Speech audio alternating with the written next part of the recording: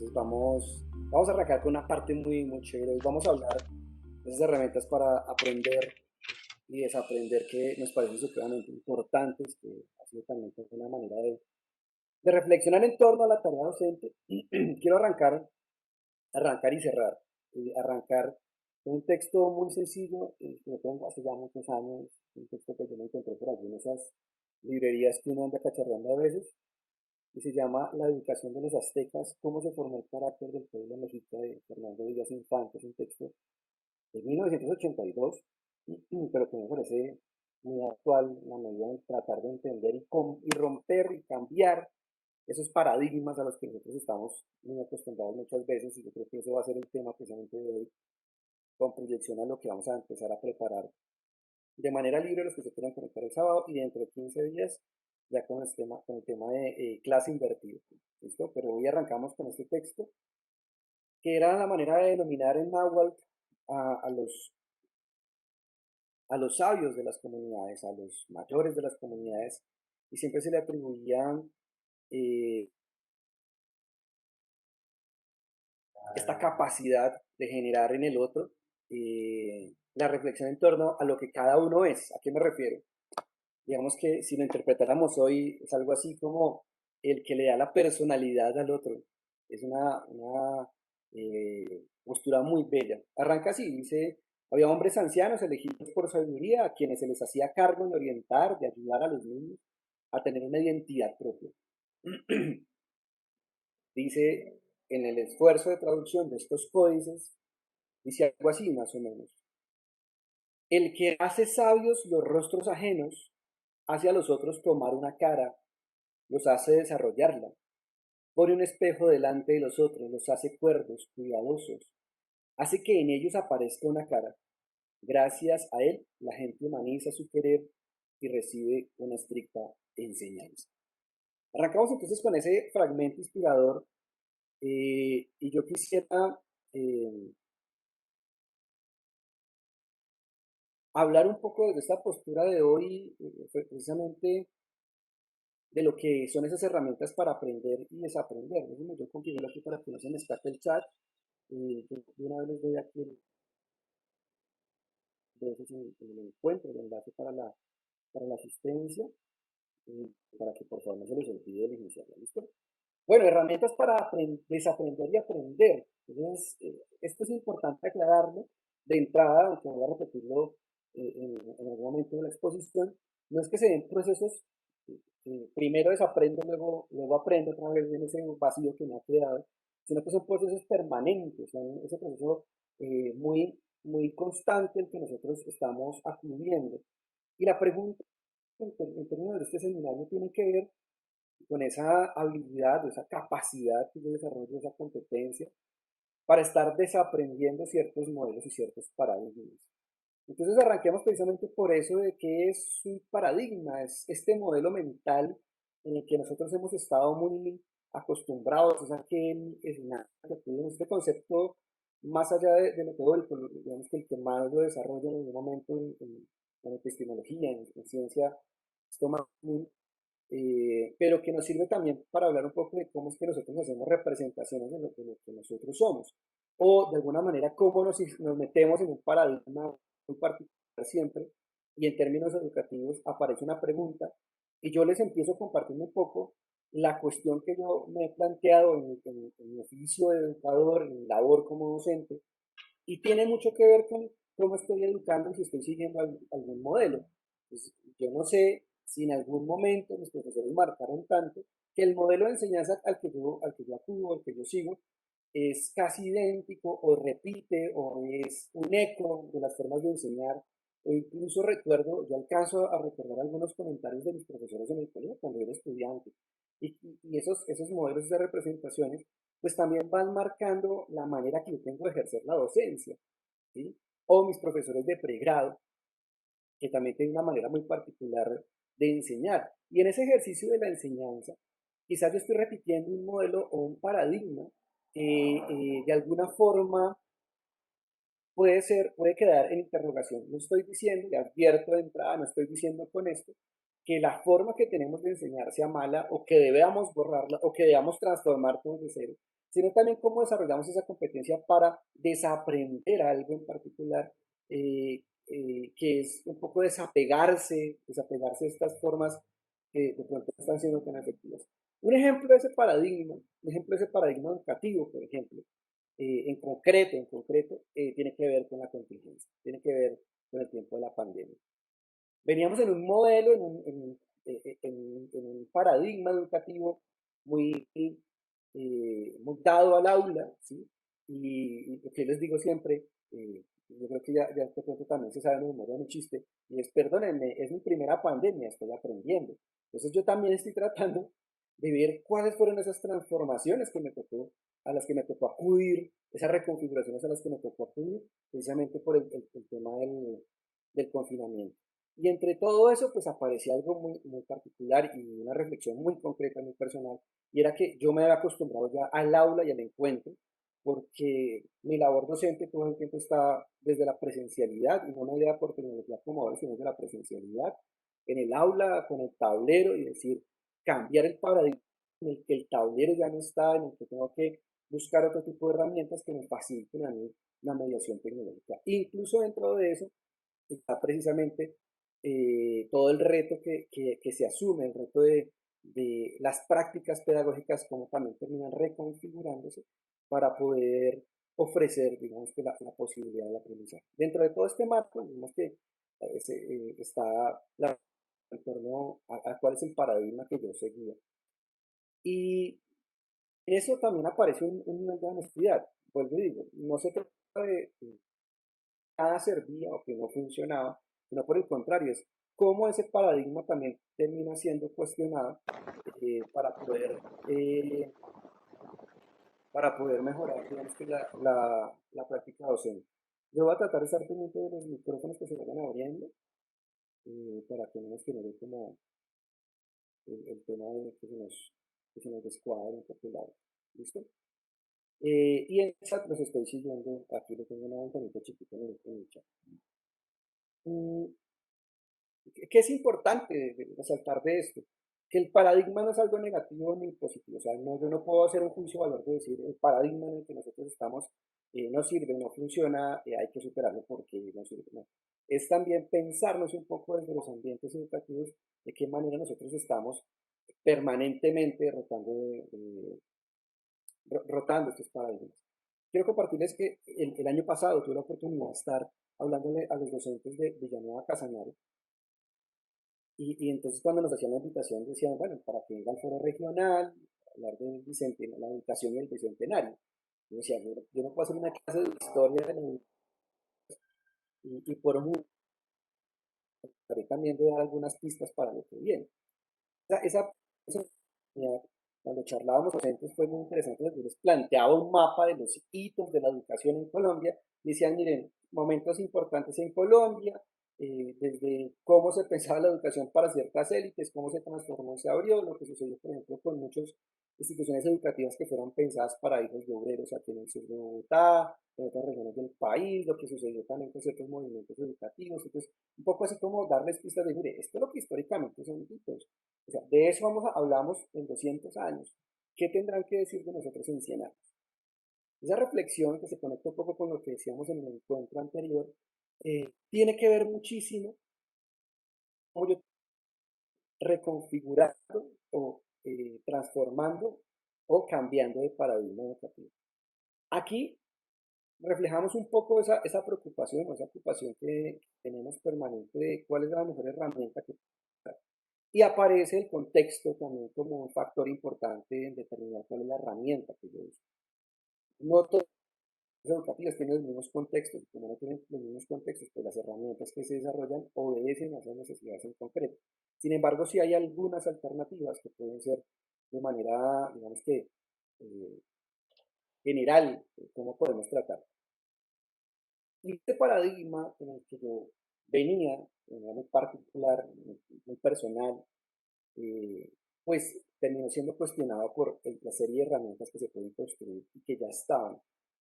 Un desconocimiento en muchos niveles de lo que podemos usar en términos de herramientas. y que a veces, digamos que durante la primera etapa del confinamiento, de este contexto en el que estuvimos, en el que estamos todavía, pues estaba muy enfocado y muy dado al trabajo por la mediación tecnológica, que se trataran de mantener los encuentros sincrónicos, que fueran mediados, el problema de la conectividad, el problema de los equipos, el problema, digamos que de la posibilidad del paso de información a través de ciertas redes que no son muy eficaces o eficientes en muchos casos, pero junto a eso estaba también el abrir la mente a otros paradigmas que no exigieran de lleno tanto el tema de eh, de la tecnología.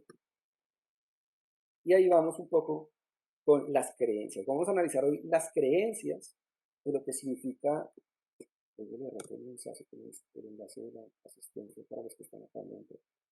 Las creencias sobre el aprendizaje, en torno al aprendizaje, vamos a ver precisamente cuáles son esos paradigmas en los que nos movemos, en los que nos movíamos, en los que quizás nos seguimos moviendo, para revisar la posibilidad de transformarlo, para ver cómo nosotros nos puede estar afectando un tipo de estas creencias y cómo podemos aportar en la reconfiguración. Y ahí aparecen tres elementos que les voy a dar al final, tres estrategias muy concretas que las enuncio de una vez y digamos que con la intención que lo tengamos en mente.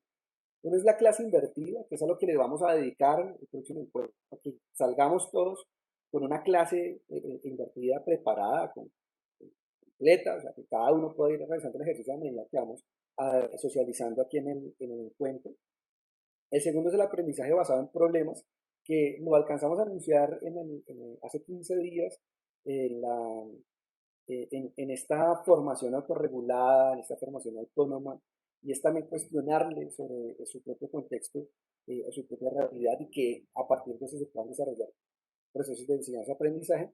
Y el tercero, que es uno que a mí me gusta muchísimo, es la clase al estilo socrático. Voy a profundizar en eso en la última parte del encuentro de hoy. Pero para llegar a eso, pues vamos a ver cuáles son esas creencias sobre los aprendizajes que tenemos, ¿no? Y el primero es que el aprendizaje se reduce a la adquisición de conocimientos. Eso no es una realidad, eso no funciona así realmente. Esta mañana, cuando cerrábamos, la profe Pilsa me decía, recuerde una cosa, el maestro enseñando sigue aprendiendo. Y esa frase a mí me quedó sonando el resto del día y la he estado como rumiando ahí.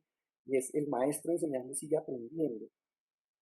Y en efecto, es no reducir la educación, perdón, el aprendizaje, pues, de aprendizaje, a solo el tema de adquirir el conocimiento. Yo creo que ese es uno de los vacíos y de las críticas que regularmente se ha hecho a los modelos, no solo nacional, en diferentes momentos de la historia, es que no puede pretenderse que el aprendizaje se reduce a que me dan transferencia de conocimientos, así se hace una transferencia de algún concepto, y yo tengo que memorizarlo. Ojo que con eso no estoy diciendo de tajo que no haya saberes y conceptos que deban aprenderse, que no hayan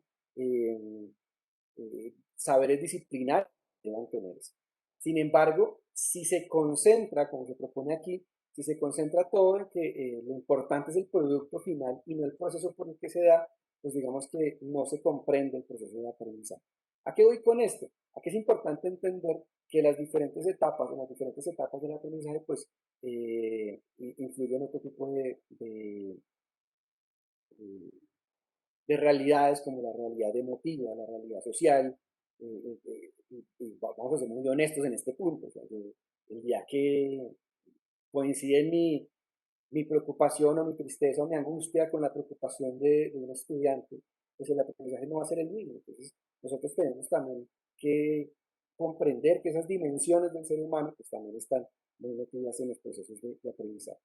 Sin embargo, cuando, cuando yo creo que lo importante es el producto final, pues desconozco todas esas dimensiones humanas. Corro el riesgo de desconocer las dimensiones humanas. Que más bien pensar en el proceso nos permite a nosotros eh, proyectar un tipo de producto que responda a esas necesidades concretas, pues va a fortalecer más bien los procesos de aprendizaje. Y lo otro es que, digamos que esta postura de que el aprendizaje se reduce a la adquisición de conocimientos, pues sigue viendo a un estudiante como una tabula rasa, como una ánfora que hay que llenar de conceptos y después vaciar en algún tipo de prueba que garantice que los tiene adentro. Y también se reduce al modelo informacional, es como yo transmito una cantidad de información y espero que el otro sea un receptáculo de eso. Eso se puede entender también desde el aprendizaje como un escenario de comunicación y no solo de información. Yo le decía esta mañana también les compartí un poco esta reflexión. A mí me preocupa muchísimo cuando la gente dice los medios de comunicación, porque de alguna forma como educador he llegado a entender que la comunicación va en doble vía, que hay una realimentación, que hay una respuesta, que hay unas condiciones en las que yo puedo tener un eco también de lo que estoy diciendo. Y en cambio los medios de información pues solo van en una vía, están bombardeando con información. Que algunas personas llegan a creer que por, no sé, por hacer algún comentario en una red social de estos medios de información, pues se siente partícipe, pero pues no tiene un impacto tan alto. En cambio, en la comunicación, dentro del aprendizaje, pues permanentemente estamos haciendo eso. Y eso es lo que a nosotros nos permite superar este modelo, esta creencia más bien, esta creencia por la que asumimos que el aprendizaje es solo la adquisición de conocimiento. Y fíjense que dentro de esta reflexión influye muchísimo cómo nosotros también veníamos dentro de un paradigma educativo. Y lo digo yo, y lo digo con mucho cariño, yo vivo agradecido con mis profes, yo creo que soy educador por el modelo que tuve de educadores cuando yo fui estudiante de colegio, porque tenía profes que eran muy entregados y lo hacían con mucha pasión, influía mucho la pasión con la que se enseñaba. Sin embargo, hay muchos datos que recuerdo porque eran significativos cuando se hacía algún tipo de práctica, pero hay otros datos que les soy honesto, yo no me acuerdo de muchos datos después de tantos años. Digo, bueno, quizás pudo haber sido un poco más significativo para yo recordar algo. Y hay cosas que yo debo confesar con muchísima vergüenza. A mí ya se me olvidó dividir por tres cifras. Una cosa, diría yo, debería saberlo porque cuando yo estaba en el colegio me iba muy bien en matemáticas. Pero yo creo que los dispositivos, de alguna forma, cuando intentan facilitar unas cosas, pues nos desconectan de los procesos por los que se dan esos resultados. Allí, digamos que si el producto final es la meta, pues los dispositivos ya nos dan los productos finales y olvidamos los procesos. Digamos que esa creencia, ese paradigma, también hay que dejarlo allí en interrogación un rato y decir, bueno, ¿cómo lo podemos superar? Y si de alguna manera yo también estoy repitiendo, estoy replicando, resonando estas mismas prácticas por las que el, lo que me interesa es que se reciba el conocimiento y olvidar un poco el proceso por el que se llega. A eso van a responder precisamente las tres estrategias de la última parte. Hay muchas, escogimos tres para hoy, pero hay muchas estrategias que superan por muchísimo el tema del aprendizaje como una mera adquisición de conocimientos. Vamos con otra creencia, esta creencia de que el conocimiento es verdadero y exclusivo. Eh,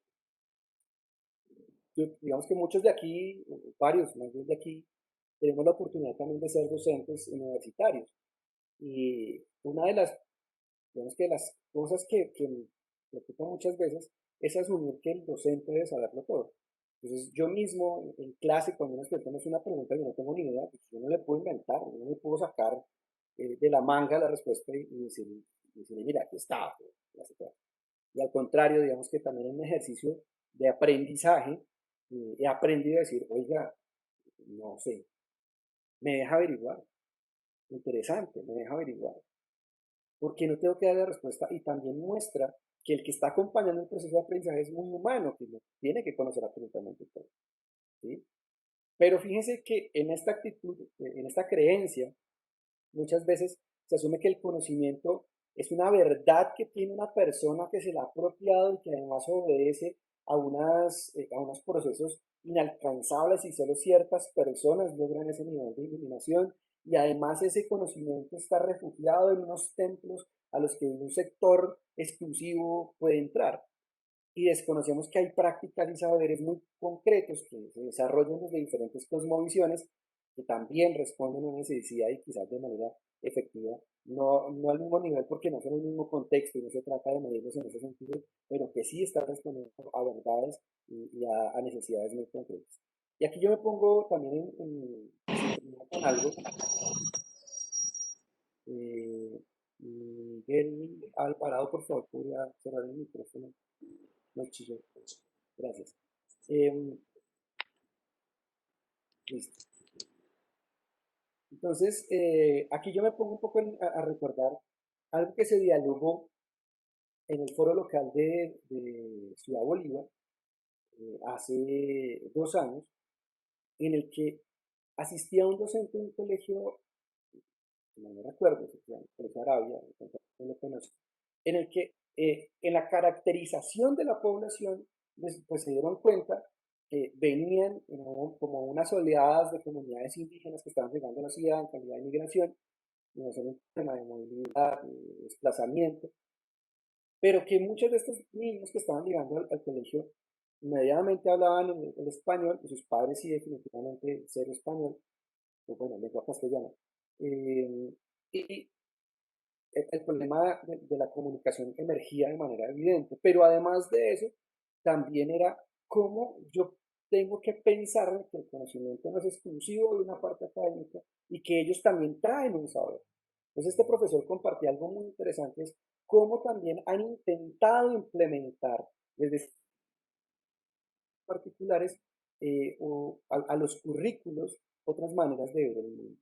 Al currículo, por ejemplo, de ciencias sociales o de lengua castellana, en el que se empieza a valorar otro tipo de saberes y que se empiezan a, a reconocer unas formas que nosotros muchas veces desconocemos, no por una actitud egoísta, sino porque sencillamente no son parte de nuestro contexto. Y empieza a crearse algo que se llama una comunidad de aprendizaje extendida, y es que también a la familia se le empieza a acomodar herramientas pues, para vivir en una ciudad como Bogotá, porque aparecía esa pregunta, aparecía esa preocupación.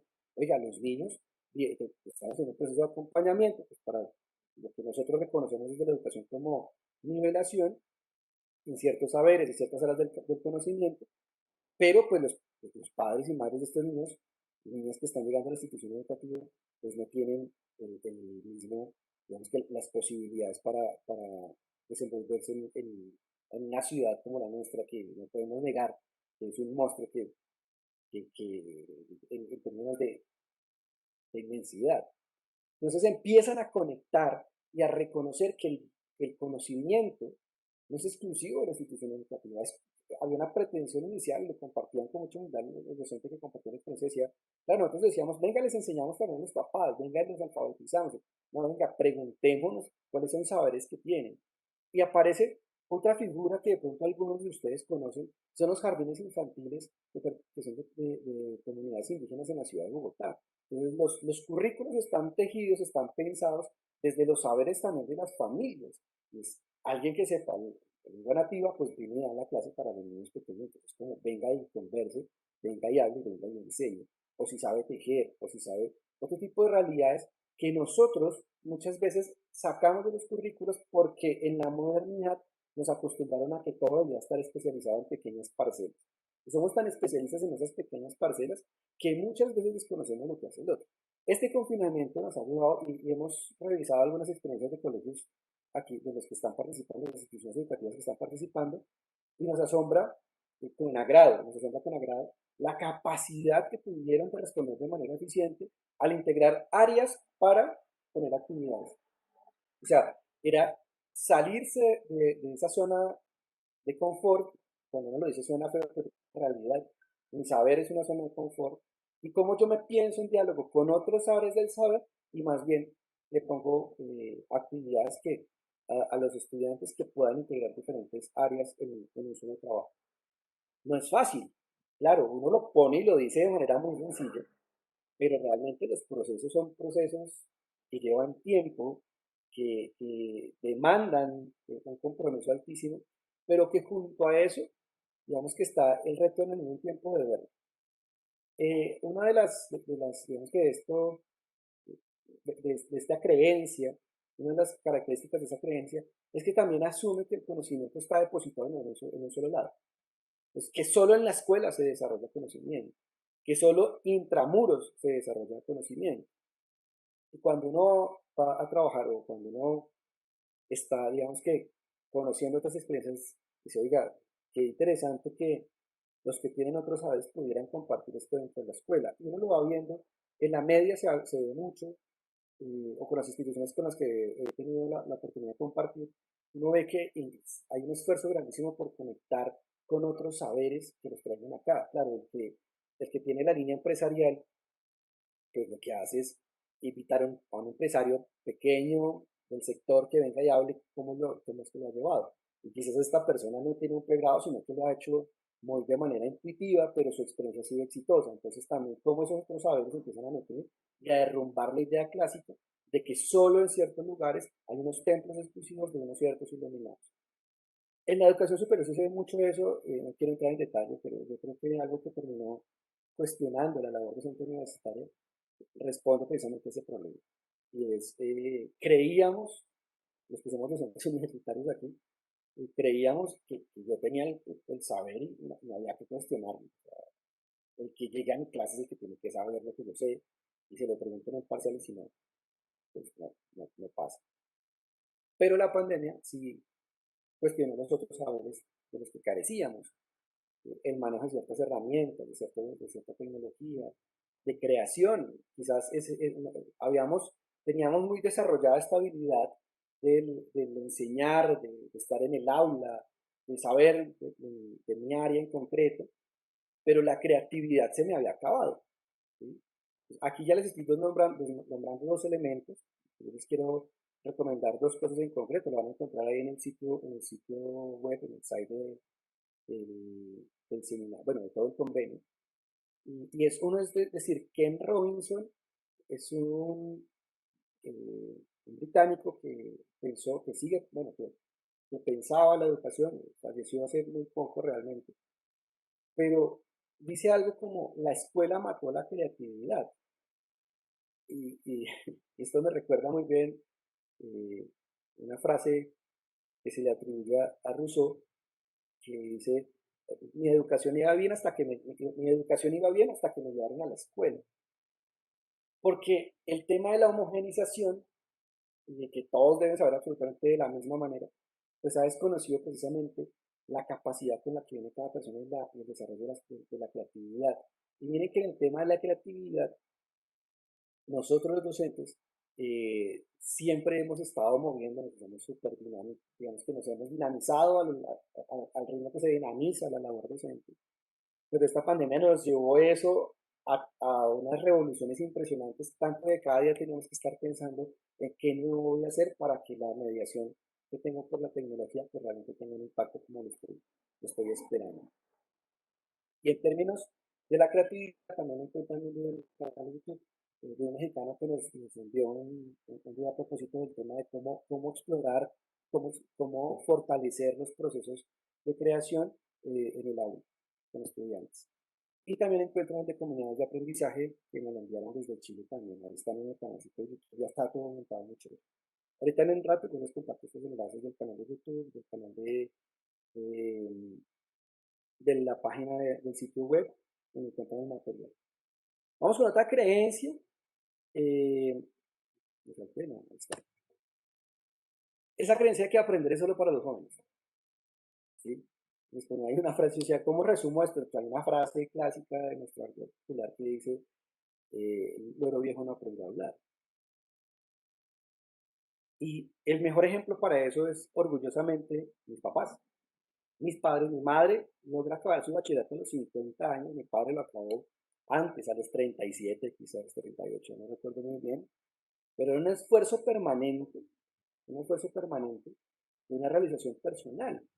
Y quizás los que hemos trabajado con personas adultas, los que trabajamos en escenarios, por ejemplo, de la última jornada del día, de la jornada de la noche, con personas que tienen que trabajar, también hay un entusiasmo, una preocupación por el aprendizaje y por la realización personal.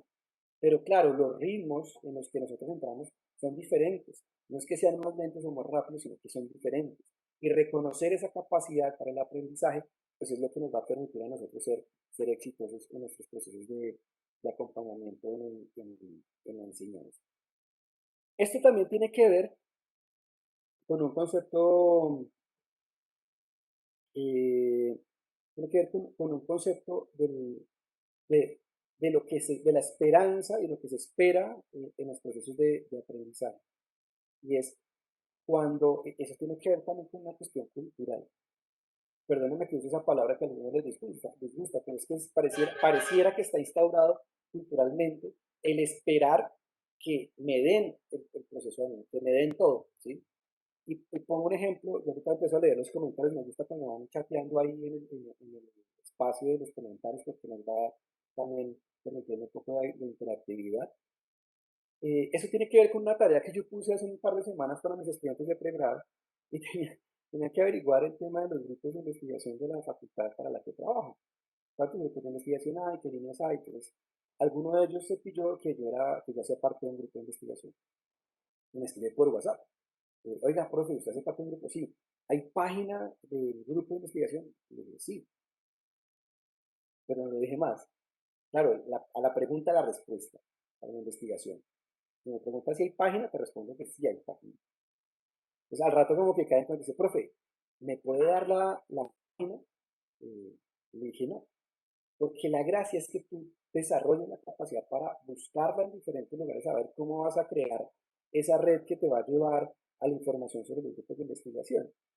Era mucho más fácil decirles, miren, aquí está la página del grupo de investigación, pero se perdería todo el sentido. Yo también qué pretensión tengo en ese acompañamiento de la enseñanza.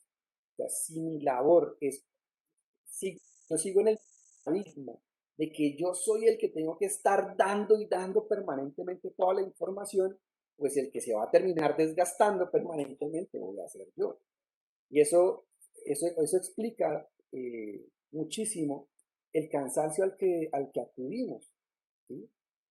Porque cuando en las primeras semanas del confinamiento me dicen, oiga, vamos a estar todos desde la virtualidad, porque nos dijeron que esa era la palabra, después me dijeron, ahora es mediado por tecnología, ¿no? Eh, porque no es lo mismo la virtualidad, es otro tipo de enseñanza como lo que hablamos en el primer día, perdón, en la segunda sesión. Pues cuando a mí me pasa eso, yo digo, ¿yo qué voy a hacer? O sea, estoy acostumbrado a echar mi carretazo, investigación en clase, de las prácticas pedagógicas de charla en clase, ¿sí? O sea, cómo eh, llevar los casos y llevar los casos concretos para trabajarlos en 15 minutos y luego vamos a generar un debate de cuáles son las opciones para el mejoramiento, esas condiciones educativas en el país. Claro, cuando uno dice, yo venía acostumbrado a eso, es cambie el paradigma, desaprenda, desapéguese de ese paradigma y entienda que ahora tiene que mediarse por medio de este dispositivo tecnológico. Entonces empieza también una reflexión acerca de lo que nosotros, de lo que yo hacía. Y en ese sentido, una de las cosas más complejas fue entender este tema de las videoconferencias, porque digamos que estamos muy acostumbrados a la relacionalidad. Pero además de eso, estaba yo muy acostumbrado al paradigma de que yo daba información, del que yo era el que estaba diciendo, del que yo era el que estaba hablando. Y claro, durante las primeras semanas tengo que buscar un texto. 2 primeras semanas y pensándome 2 y 3 textos para los grupos, leámoslo y vamos a hablar en la clase sobre estos textos. Claro, la segunda semana los estudiantes reclamaron, oiga, profe, no es su clase no es la única clase de mi carrera. ¿Sí? Nos reunimos como en esa segunda semana, los docentes hicieron, oiga, alguien más está poniendo, yo inocentemente preguntando, alguien más está poniendo lecturas en PDF para reflexionar, pues claro, entonces decíamos, claro, no encuentro otra manera, era desaprender ese paradigma en el que la gente lee, lee, lee, lee y lee de manera segmentalizada. Entonces, fue empezar a pensarnos en cómo articulábamos y escogíamos de manera colectiva un texto que nos permitiera hacer reflexiones en más de una materia. Eso facilitó las cosas. Alguno dirá, no, pero es que descargó al estudiante de responsabilidades. Sí y no, porque de todos modos la carga que se tiene al leer todo el tiempo en PDF, ustedes también lo saben, es supremamente amplia, muy grande. ¿sí?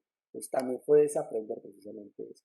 Voy a leer aquí, dice Jenny Reaño, eso cambia también cuando eres docente universitario de estudiantes que son mayores que nosotros. Sí, yo tuve la oportunidad de ser docente en una facultad de trabajo social y todas mis clases eran en la noche, todas, de 6 de la tarde a 10 de la noche.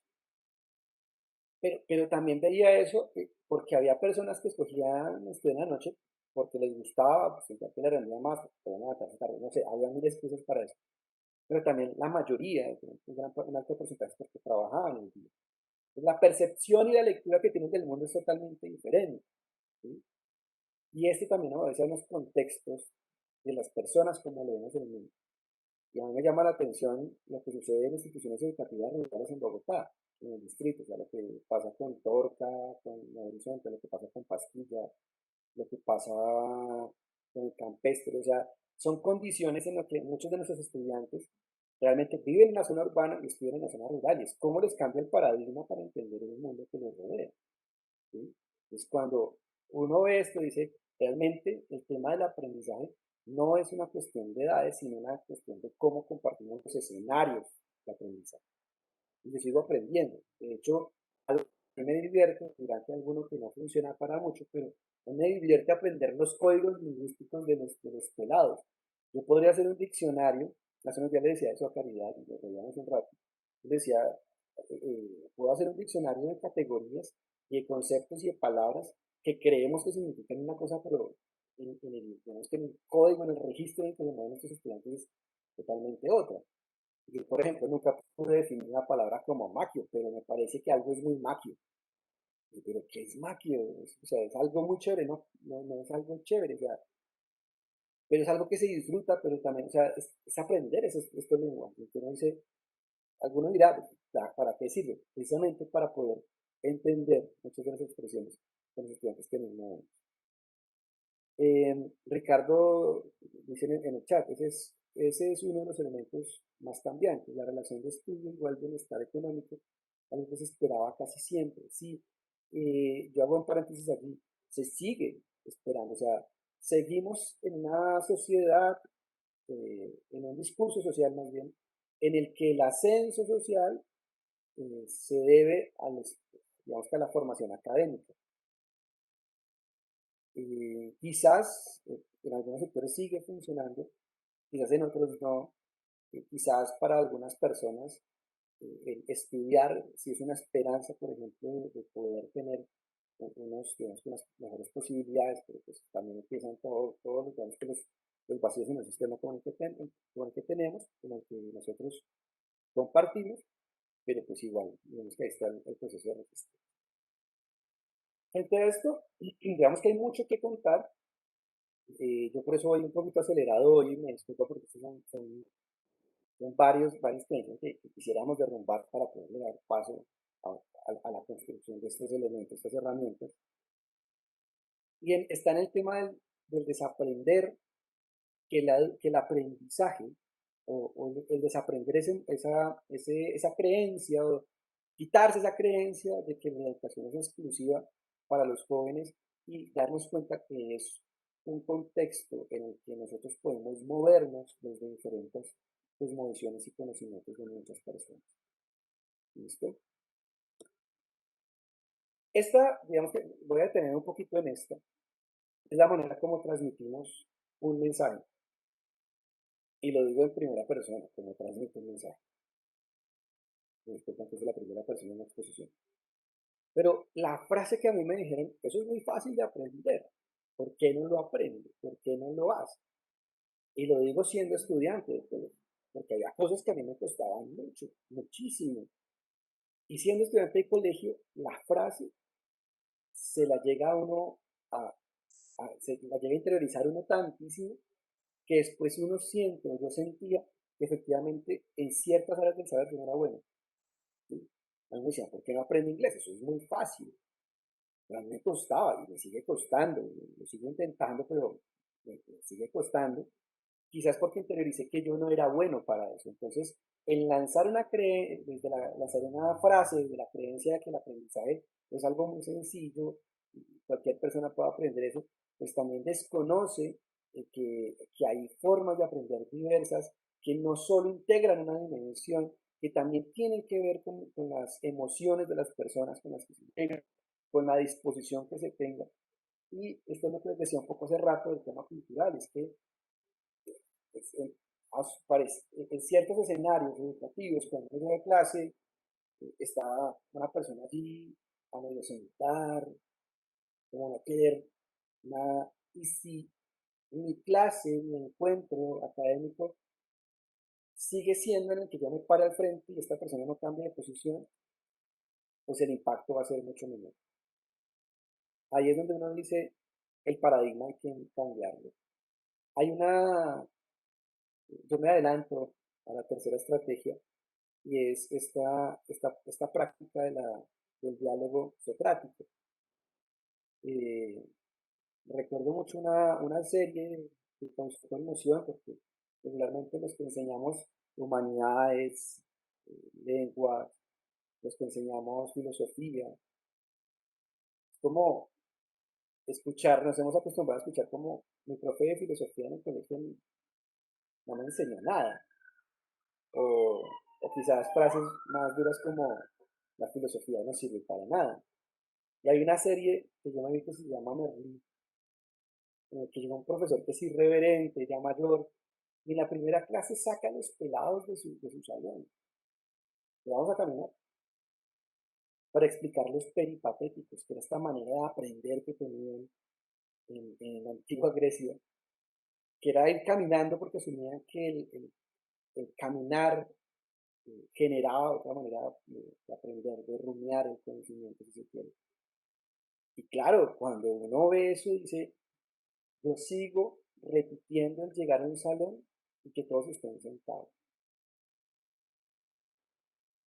Cambiar ese paradigma o cambiar ese modelo o cambiar esa estructura dentro o sea, cambiar la infraestructura no es nada fácil, pero quizás la disposición que hay dentro del salón sí lo permita. Recuerdo un colegio en particular que visité ya hace un buen rato, ese colegio por venir en Bosa, que una profesora de filosofía, siempre los chicos estaban divididos en dos grupos y ellos tomaban una decisión en qué grupos se quedaban. Entonces uno entraba al salón y estaban las sillas enfrente, no de manera competitiva, pero sí como enfrentados. Entonces la clase era una cuestión de debate, ¿sí? Y había unos turnos, pero ya eran unos turnos organizados por ellos mismos. Había unas formas también que ellos de manera autónoma ya regían, tenían su temática, su temario, y era como la emoción de llegar a la clase.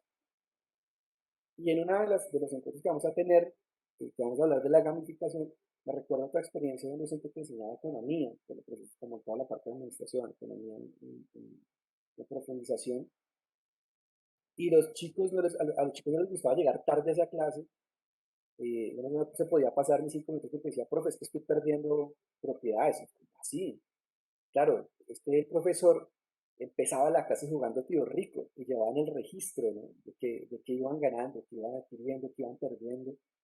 Y con base en el juego y cómo avanzaba el juego, el profesor iba explicando un poco cómo funcionaba un sistema de capital, o sea, era muy, muy, muy interesante. Dice Mario, adiós a los pupitres. Sería bien interesante ver qué pasa cuando un grupo de estudiantes llega a un salón y no hay un solo pupitre, por ejemplo. Y está otro tipo de disposición, quizás un periódico en el que se puede sentar o leerlo. ¿Sí? Em, claro, esto también se conjuga un poco con la disposición que, vuelvo y repito lo que dije un ratito, y eso también es un proceso, o sea, no es que nuestros estudiantes con una actividad desaprendan el modelo de una sola, o sea, tiene que ser repetitivo, tiene que también ser repetitivo, no, debe ser permanente, más bien, debe ser constante, el reconfigurar las prácticas pedagógicas para que se pueda generar como esa perspectiva de un nuevo escenario para el diálogo. Voy a leer rápidamente los comentarios que hay aquí. Dice, pues muchas veces hasta olvidamos las inteligencias múltiples. Sí, lo que hicimos, y pues a veces nos saltamos que no todo el mundo aprende de la misma manera y a la misma velocidad. Y lo que cuesta mucho más tratar de reflexionar en esto en grupos grandes, ¿no? Como muchas veces también la preocupación está de parte mía como educador en el que tengo que dar cumplimiento a ciertos estándares de calificaciones, por ejemplo. Dice Mario, dice los pupitres, dice Mónica, personalmente creo que frente al expuesto de darles todo a los muchachos viene desde una postura asistencialista que se ha fortalecido por las situaciones derivadas de la pandemia, donde queda el esfuerzo y valentía que se precisa para enfrentar los retos. A esta pregunta de Mónica, que está en el chat, digamos que a la pregunta responde la última parte del encuentro de hoy, por eso estoy acelerando para que alcance a explicarlo o a introducirlo porque nos vamos a dedicar a preparar la clase invertida dentro de 15 días. Y es toda la posibilidad que me dan otras herramientas en las que yo no soy el que estoy dando permanentemente, yo soy el que estoy dando permanentemente. Porque claro, la pandemia nos hizo darnos cuenta de eso. O sea, el docente es el que está dando, y está esperando revisar esto aplicado en algún lugar. Pues digamos que a través de, por ejemplo, el aprendizaje basado en problemas, el aprendizaje basado en problemas permite que las personas escojan precisamente qué es lo que van a analizar, que apliquen eso en la realidad. Hay saberes que facilitan mucho más estos análisis o la aplicación del saber a un escenario, otros menos que estos primeros, pero hay una realidad que se puede analizar. ¿Sí? Eh, Otro paradigma pero es que a ese muchacho le va muy mal con sí, eso podría también entrar dentro de estas creencias. Y, bueno, pero no vamos a ver, porque tengo un comentario que entonces espero hacerlo por allá, al final, ya último, cuando ya estemos despidiendo. Y hay un pequeño, dice aquí el tema de aprender social, un pequeño número de estilos de aprendizaje, es tarea del profesor identificarlos y ofrecer una mezcla. Vuelvo y digo, no se trata de decir que el paradigma en el que nosotros estamos en este momento no sirva, no funcione, nunca responda, no, al contrario es cómo también, junto a ese paradigma que en este escenario no ha sido efectivo, en estos niveles, en estos ambientes, en estos momentos, pues empiezo a sumarle algún tipo de estrategias y de pedagogías y de mediaciones, de acciones mediadas, que, eh, que permitan la aplicación de esos conocimientos para que se vaya desaprendiendo esa idea de que el docente da todo y se vaya aprendiendo estos niveles de autorregulación y autodeterminación. Eso es, digamos que un proceso que va siendo alternado, ¿no? Claro, llegar de un momento a otro que nos digan toca encerrarnos para cuidar nuestra salud, para evitar contagiarnos, pues nos obligó de una sola a decir cambiemos muchas cosas. Pero después de sueño que la vacuna salga rápido y que tengamos la oportunidad, digamos, de saber que vamos a estar bien, y que no sea el regreso en medio de esta locura, sino que vamos a regresar en un ambiente con todos los protocolos y cuidados y una vacuna ya eficiente para esto. Pero cuando en un futuro, no sé en cuánto, estemos en ese momento, pues la labor docente va a empezar a integrar otro tipo de herramientas, que es lo que les decía hace 15 días un poco de, bueno, ¿cómo nos vemos en 100 años? Y era la pregunta que yo les hacía a estos profesores de Indiana Casanova, les decía, bueno, ¿ustedes qué creen que va a pasar en 100 años? Y que la educación también, ¿qué van a tener, qué irán de nosotros en 100 años? No de nosotros como educadores en particular, sino de la educación, cuál fue el hito que alcanzamos. Yo creo que el año pasado jamás me llegué a imaginar que uno de los hitos de la educación en Colombia iba a ser la pandemia. Pero miren que es un hito en la educación en Colombia. O sea, fue también evidenciar esa creatividad de los docentes, esa capacidad de adaptación que desarrollamos muchos, o también reconocer que esto nos visibilizó unos temas de inequidad social altísimos que no queríamos aceptar, pero que respondemos de todos modos de manera eficiente. ¿Listo? Antes de pasar a la otra creencia, voy a leer lo que dice Rosa. Dice, creo que no se trata del afán de innovar, ser creativo o generar cambios. Creo que lo importante es acompasar los objetivos de trabajo de procesos de pensamiento con las acciones o actividades que se realizan porque se puede perder en la creatividad el objetivo.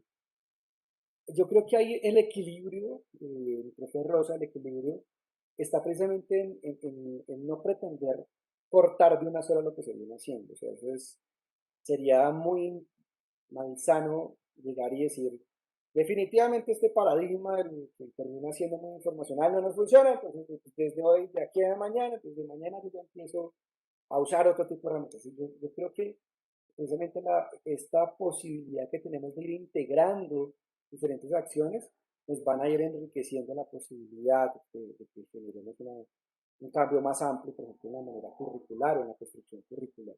Luego yo mismo, que he estado precisamente analizando cuáles son unas lecturas que yo ponía, o unas actividades que yo tenía, decían, oiga, yo intentaba responder al objetivo, pero si lo hago mediado por la tecnología, ya no me va a funcionar. O si lo hago mediado por la tecnología, va a tener otra lectura. Entonces también, ¿cómo yo integro eso? En temas concretos, y creo que mm, digamos que no peco al contarles un poco que empecé a hablar yo, era como en temas de investigación.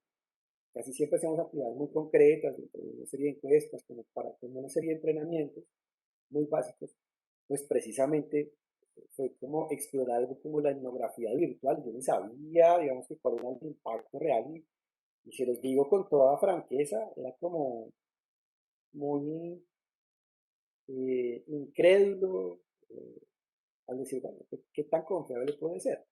Resulta que en una actividad que se realizó, pues, se alcanza una cantidad significativa de respuestas en formularios en línea que dan una información interesante para ser analizada.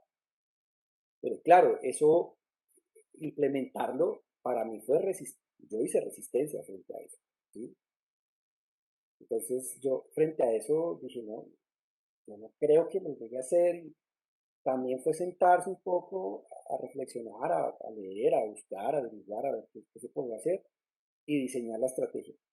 Pues claro, está la actitud de querer cambiarla o decir, simplemente sigo siendo lo que hacía, solo que ahora lo hago por el nuevo computador y que digo yo que no. También pasan esas actitudes.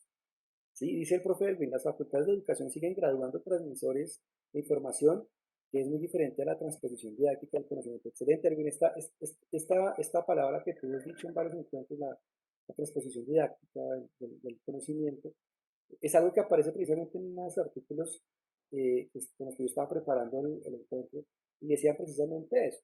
Decían, una de las preocupaciones más grandes de las facultades de educación es que eh, están tan concentrados en la transmisión conceptual, es decir, aprendan saber disciplinar y no en cómo enseñar eso o cómo generar los procesos de aprendizaje. Ejemplo, aprenda física, si usted es licenciado en física, tiene que saber muy bien física, pero no nos preocupamos por dar las herramientas de cómo poder hacer esa transposición didáctica, como lo nombra Erwin. Eso sí es constante en los artículos, pues cuando ustedes revisen artículos de reflexiones en torno al aprender a desaprender, hay cosas interesantes allí, hay otras cosas sospechosas, pero por ejemplo lo primero que le sale a uno en esto son páginas que pagan para que aparezcan de primero y son páginas de algunos proyectos que ni idea, o sea, como quieres ser tu propio jefe, una cosa así, perdón por el ejemplo de eso, pero sí como, ya no se trata tampoco de llevarlo todo al otro extremo y decir, no, es que miren, definitivamente el saber disciplinar no sirve, entonces se hace su mundo solo, pues, no. Ojo que también la mediación, que son transacciones mediadas, tienen eso, es que hay un acompañamiento permanente para poder ser exitosos en los procesos. ¿Listo? Y esa preocupación está también en los artículos, Erwin, si quieres revisarlos. Igual, todo esto está quedando ahí. Cuando ustedes abren el video de la charla, aparecen los artículos y los elementos que se sugieren, algunos de los elementos que se sugieren en la charla. Y está como la preocupación permanente de que las facultades, digamos que la formación de formadores, que llaman otros, no responde a las necesidades de cómo debe hacer esa transposición didáctica. Y repiten el modelo y repiten el paradigma de cómo les enseñaron. Entonces, como me enseñaron a mí el saber disciplinar en el colegio, yo que estudié para ser docente, entonces me lo volvieron a enseñar aquí de la misma manera, con el mismo paradigma, pues yo voy a repetir el mismo modelo. y no me arriesgo un poco a explorar otra cosa. Y algunos habrán, digamos que podrán decir en algún momento, pero es que eso es más trabajo para mí. Si uno se pone a ver, no es más trabajo, realmente es aprender a equilibrar cargas dentro del proceso, porque ya no voy a tener que asumir toda la responsabilidad de tener que dar todo, sino que va a estar en un acompañamiento en el que yo ya dejo, digamos que ser el protagonista de los procesos de aprendizaje y las personas de manera autónoma, autorregulada lo empiezan a hacer. Eso a mí me parece que es una de las fortalezas de las acciones mediadas, y es que sí garantizan en cierta medida la posibilidad de lo que estamos diciendo, y es que las personas se van dando cuenta que lo están haciendo o no lo están haciendo. Yo les pongo un ejemplo del día de ayer, en una asesoría de un estudiante, había unos compromisos y el estudiante llegó, ya es un estudiante de los últimos semestres haciendo su anteproyecto de investigación, cuando llega y pues tenemos todo en un drive, porque todos compartimos el drive donde cada uno tiene un archivo, claro, cuando yo abro el archivo para la primera asesoría, donde había unos compromisos muy concretos, no encontré nada. Entonces le digo, bueno, pues autorregulación. ¿Tienes alguna dificultad? ¿No has encontrado el tema? Ya habíamos discutido cuál tema podría ser, ya habíamos hecho unas averiguaciones, cuál era el universo de investigación que tú querías, por tu afinidad, por tus intereses, hasta por tus prácticas. Y decía, y profe, sí, es que lo que pasa es que y es muy fácil dar las excusas, ¿no? Es como también nos acostumbramos en ciertos momentos a decir, venga, es que fue por tal cosa. Decir, no, no lo hice. ¿Sí? Cuando uno habla de los valores, también hablar de los valores de la investigación, no lo hice, pero explique por qué no lo hice. Dije, no, mira, no lo hiciste, nos vamos a echar carreta aquí de que hoy estás pensando un tema diferente. Hagamos una cosa, démonos un tiempo, hagamos una agenda, dime cuándo nos vamos a ver. Decídelo tú. ¿Cuánto tiempo necesitas para entregarme el avance que tienes comprometido hasta este punto? Eso ya pone, digamos, que al estudiante a cuestionarse de cuál es su responsabilidad dentro de su formación. Que no es el docente el que le va a hacer el proyecto, que no es el tutor el que le va a hacer la tesis, que no es el profe de la línea de profundización el que le va a hacer el proyecto, sino que se aprenda a autorregular y a poner, digamos que, ritmos, calendarios, fechas, que también es bien interesante, como van a ver ustedes en la clase, en la clase invertida, Flipped Classroom, eh, como también el enseñar a manejar los tiempos es súper claro. Claro, no puedo decirle, oiga, esto es para dentro de 15 días, porque él va a esperar el día 14 para hacerlo el día 15, ¿sí? Sino que es también cómo hay unos procesos que él debe aprender a ponerse a sí mismo para poder desarrollar como su propio proyecto. Vamos con otra. Solo se aprende en la escuela. Esta es súper interesante. Eh, Empiezo abajo para arriba en esta, perdónenme que le invierta aquí el orden.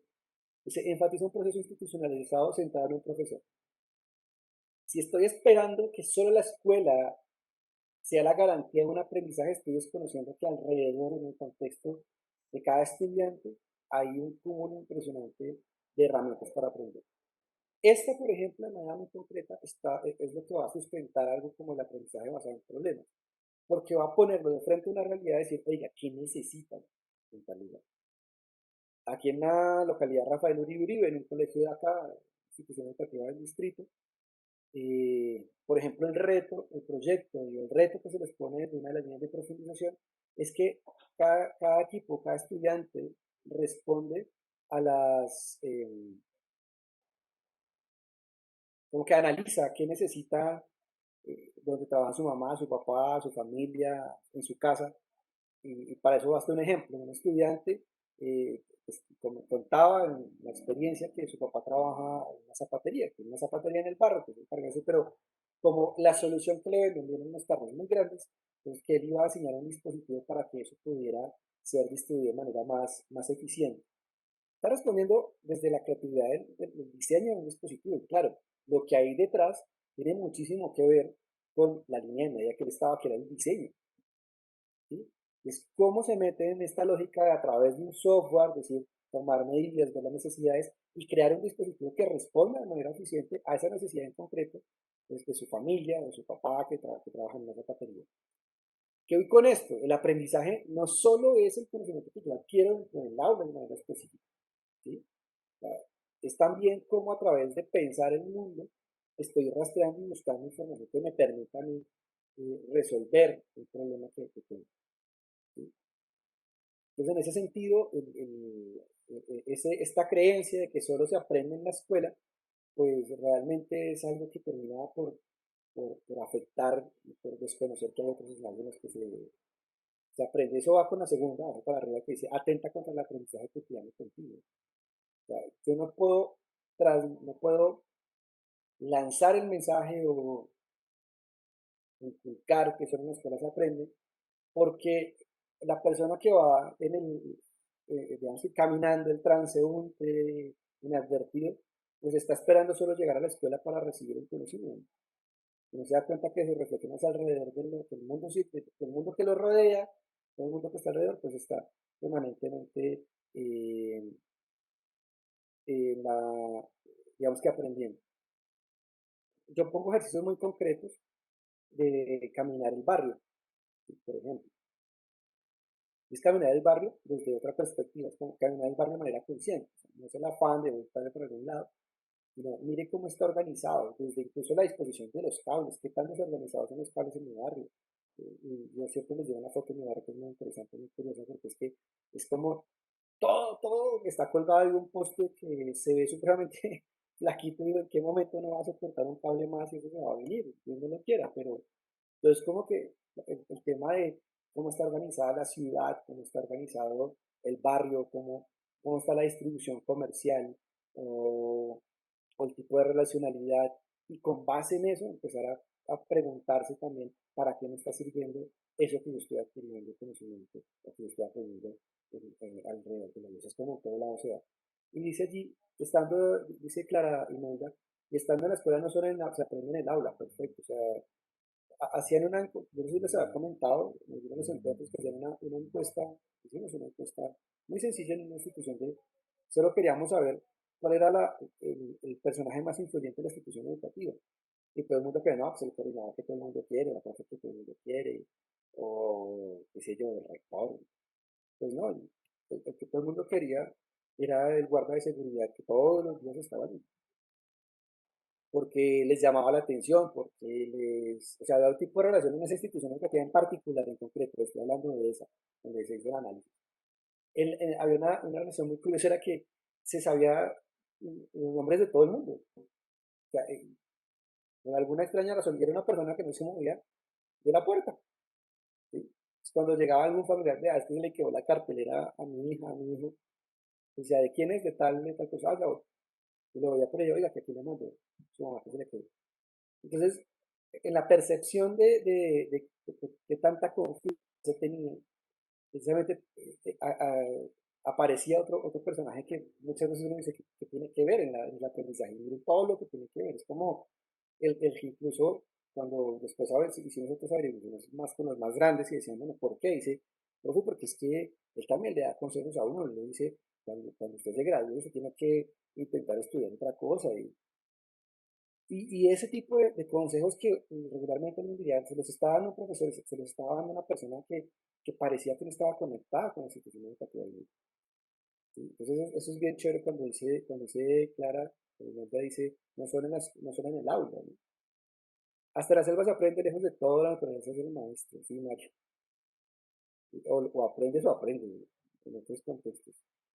En el colegio, bueno, hay una experiencia en unos colegios en Argentina que en el cambio de paradigma, para volver significativa la experiencia de aprendizaje, no hacen una salida de campo al final del curso, de la clase, sino que la hacen al principio. Entonces, como el primer día es una salida de campo. Bueno, esa es una charla que hay en TED por allí, que es un poco el cambio del paradigma. Es como ellos también cambian el paradigma de por qué hay que empezar siempre con la parte teórica y lo último la práctica. Porque uno más bien vamos a un trabajo de campo, damos algunas herramientas y a partir de eso vamos haciendo los análisis de lo que queremos que ellos aprendan. Entonces también es cómo se invierte. ¿No? Por qué no arrancamos? Por ejemplo, si tengo una evaluación, ¿por qué no arranco aplicando la evaluación sin enseñar nada? Y es como a partir de esta evaluación vamos llenándola a lo largo de unas semanas o una semana. Y vamos a responder a estas preguntas a lo largo de la semana. ¿Sí? Pero miren que incluso yo también soy licenciado y yo debo decirles, no es que me esté quejando del pregrado, pero nunca me enseñaron a diseñar una evaluación. Me enseñaron todo lo que tiene que ver con administración educativa, o sea, la legislación educativa de su momento. Eh, en su momento era como todo el comité de sabios de la educación, que Colombia ha la oportunidad, cómo debemos repensar la educación. Pero yo no recuerdo una sola clase de la parte de pedagogía que me dijeran, venga, les voy a enseñar cómo se evalúa. Claro, cuando yo salgo en mi primer trabajo, meto la pata 10.000 veces en el tema de evaluaciones, porque confunde la evaluación con una calificación. Y sigo bajo un paradigma de que la persona tiene que... Ahora digamos que, por ejemplo, hay unas preguntas, no tienen ni idea, no tenemos ni idea como grupo de cómo vamos a responder. Pero entonces, ¿por qué nosotros no damos las preguntas y vamos resolviendo las largas? Entonces, al final volvemos a retomar eso y decir, ah, miren, tuvimos la oportunidad de hacerlo de manera autónoma a través de diferentes caminos. Es un ejemplo muy general, pero se puede tomar. Y José Alfredo nos comparte, dice, en el colegio Miguel de Cervantes Saavedra hicimos una guía español e inglés para el reconocimiento del entorno del colegio. Oye, qué bien, mm, ahorita lo tomo para guardarlo como experiencia significativa.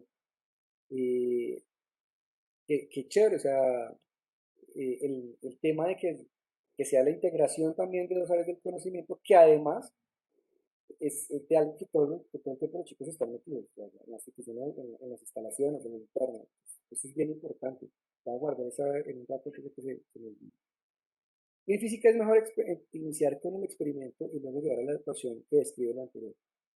Entonces, pero no fue solo, José Alfredo dice que no fueron solo inglés y español, sino cinco asignaturas. Miren, yo no sé, puede ser, estoy diciendo, perdóname si me equivoco, pero también, digamos que el hecho del confinamiento eh, también hizo que exploráramos estos diálogos interdisciplinares. Hay instituciones educativas que ya lo vienen haciendo desde antes, desde mucho antes. O sea, como que el diálogo interdisciplinar funciona muy bien y es como, porque no nos pensamos, es lo que algunas universidades denominan como las evaluaciones modulares, que también tiene que cuestionarlo.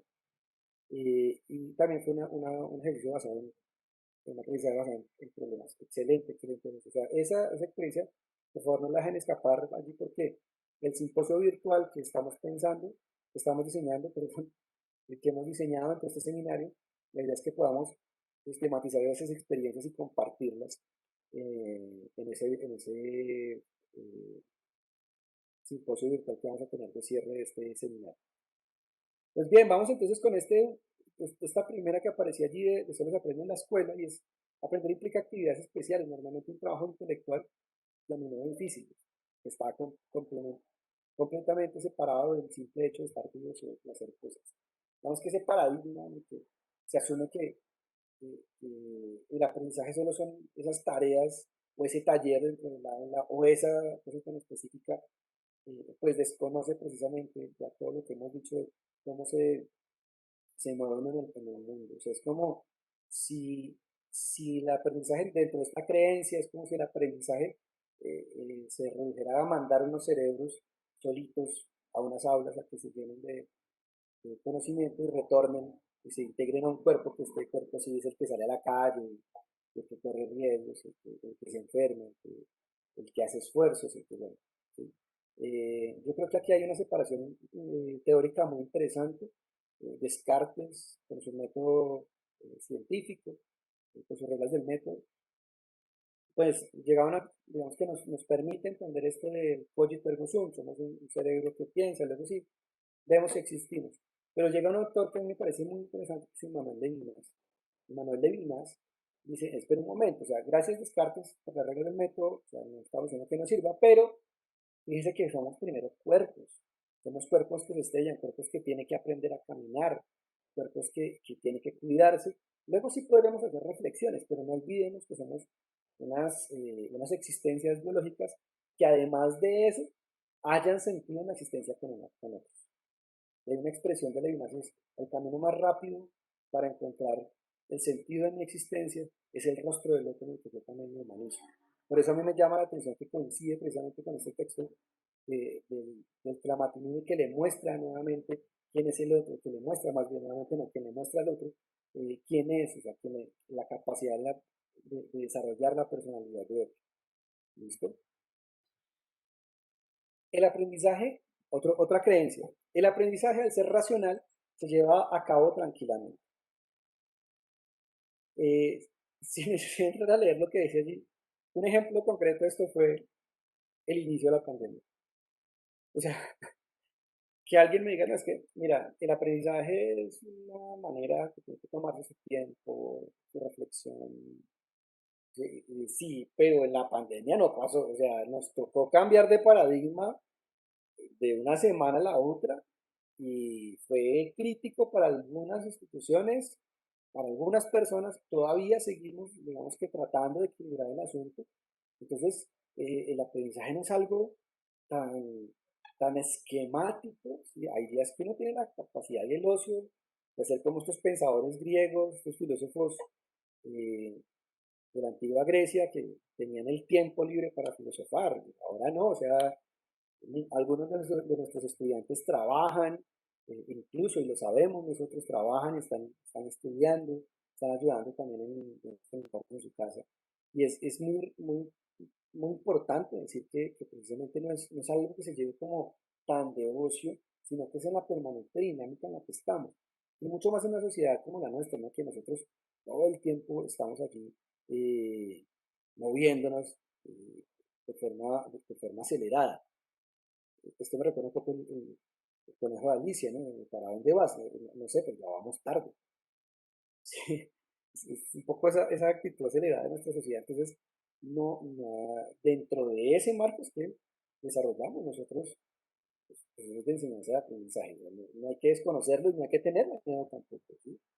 Hace unos días, uno de mis estudiantes, ya profe, qué pena, me toca trabajar. Yo me puedo conectar a clases del celular, pero usted me incomoda que yo esté trabajando. Y yo todo me imaginé, no sé, ni siquiera pregunté cuál era su trabajo. Y obviamente dije, no, pues hermano, o sea, si puedes conectarte bien, igual yo grabo la clase, si la quieres ver después, no, pero a mí me gustaría estar ahí, y puedo participar y me disculpará que tenga que salir por momentos. Bueno, pues resulta que el chico trabaja en Uber, o sea, hace toda esta realidad y era en su carrito en el celular allí y se veía muy concentrado, ¿no?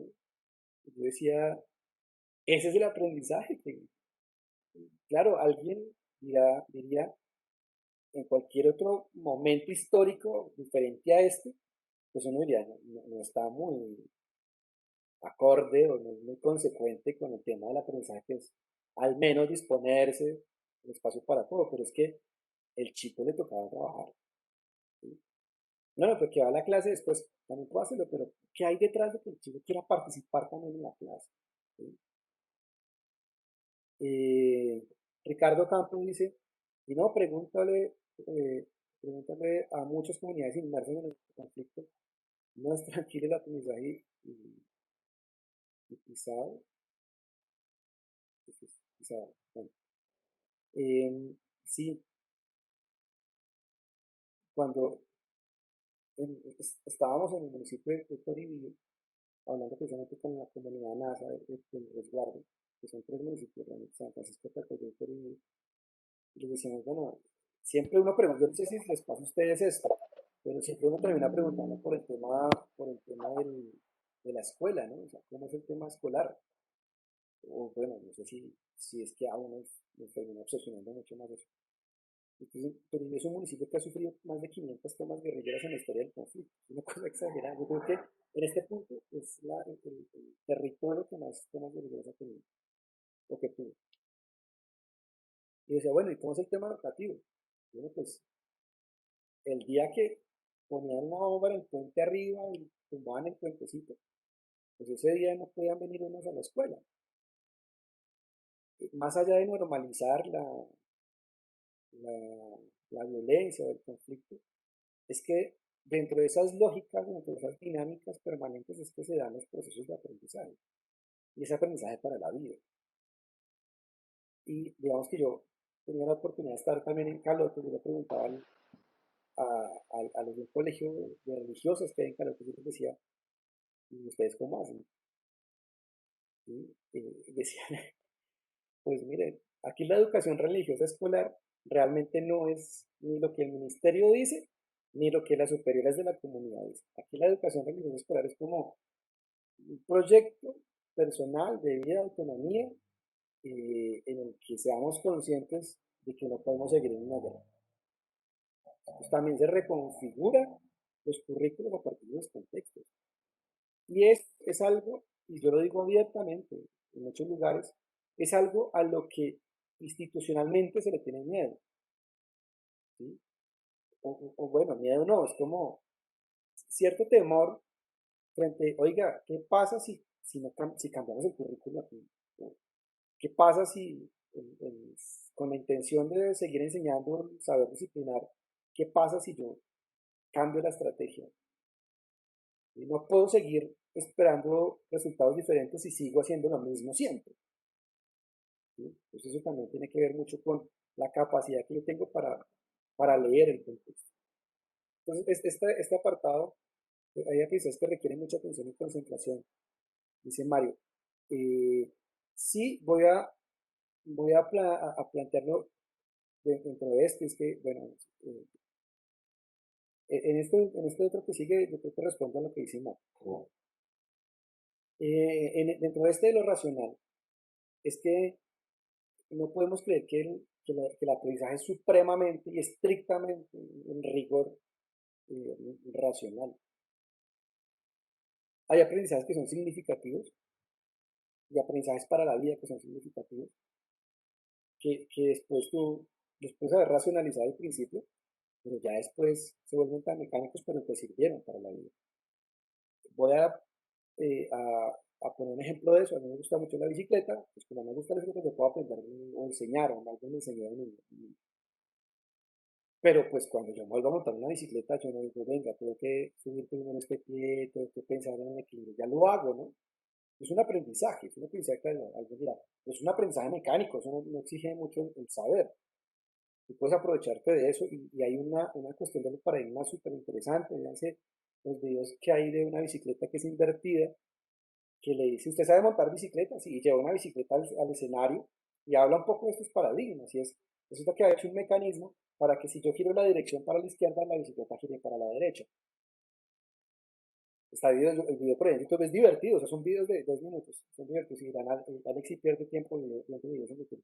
Uno encuentra cosas divertidas, eso y los memes, uno encuentra cosas divertidas, no creo.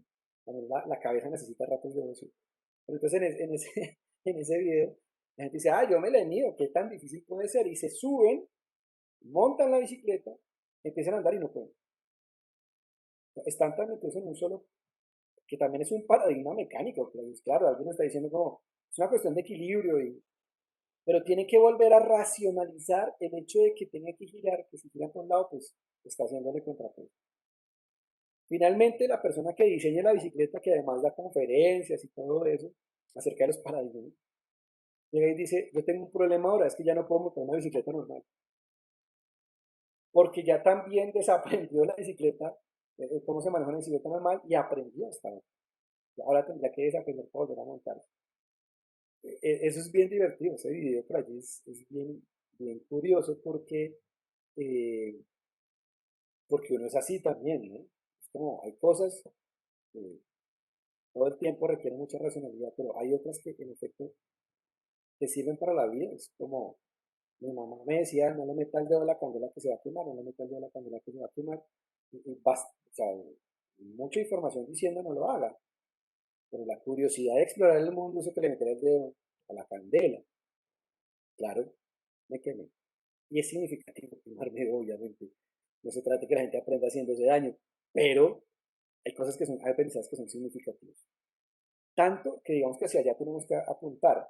Venir de un paradigma de transmisión de información que transite por un aprendizaje más significativo y que sirva para resolver los problemas de la vida. Hoy con porque este es el último, vamos bien de tiempo, vamos bien. Perdónenme que yo sé que he ido muy rápido hoy, pero es que no quiero que se me escape los tres aspectos y que me da al final. El aprendizaje, otra creencia, última creencia que les quería hablar, el aprendizaje adecuado implica comprensión. Hay aprendizajes que exigen más, ¿sí? Pero precisamente surge este modelo en el que aprender se relacionaba constantemente con el memorizar, ¿sí? Es importante memorizar, no se puede quitar del proceso de aprendizaje la memoria, pero no se reduce a la memoria. O sea, no es solo eso, es también con eso, ¿sí? Y la comprensión en ciertas situaciones, digamos que se da después, yo no sé si les ha llegado a pasar, o esos ejemplos que yo les doy de la cotidianidad, pero muchas veces algunas personas están viendo una película y dicen, no entendí, y se van y salen del cine o acaban de verla en su casa, qué sé yo, y al rato dicen, ah, ya entendí. Es como que en ese momento reciben la información, pero también necesitas un espacio de procesarlo, ¿sí? Pero esa comprensión no necesariamente es que todo el tiempo estés machacándolo. Y a mí me pasa a veces con los chistes. Y es que alguien cuenta un chiste y yo digo, no entendí. Claro, al rato es como, ah, ya entendí. Quizás me faltaba todo el contexto. Y quizás esto que tiene que ver con el chiste, que tiene que ver con el tema de la película o el mensaje que se transmite, pues también se aplican los procesos de aprendizaje. ¿Qué tal yo estudiando información y no sea de manera inmediata porque no se dio la concentración? Pero eso queda ahí dando vueltas hasta el punto que ya uno dice, en efecto, al rato se va a comprender. ¿Listo? Se hace un poco más consciente. Ahora, el problema es que ya, ¿qué hago con eso que ya comprendí de manera consciente? Si lo dejo a un lado, pues si también lo aprovecho para resolver los problemas. ¿Listo? Bueno, entonces, a partir, digamos que de estas creencias, digamos que la reflexión de hoy tiene que ver un poco con estas creencias, estos paradigmas, que vuelvo y repito, para las personas que no han llegado al principio, se me olvidó enviar el enlace de asistencia. Ahí está el enlace de asistencia, no se olviden de llenar el enlace de asistencia. Eh, Esto que decía al principio es que muchas veces estos paradigmas también rigieron mis formas de pensar en una clase, ¿sí? La creatividad ya no la exploraba mucho, pero la pandemia volvió a disparar el tema de la creatividad. He buscado otras herramientas y voy a nombrarles rápidamente tres, de esas tres. eh, Aprender no es memorizar, es usar la memoria para avanzar. Muy bien, Mario. Y es algo así, es como, no se trata de que usted memorice por tenerlo en el backup de la cabeza, sino cómo lo va a aplicar para continuar sus propios procesos autónomos de aprendizaje. Les voy a nombrar tres ejemplos, de los tres vamos a profundizar en uno de ellos dentro de 15 días, es la clase invertida, flipped classroom, no, vean que lo del inglés era en serio. Eh, la clase invertida, un poco es cómo yo me pienso procesos de enseñanza en los que la autonomía recae ya en el que está aprendiendo.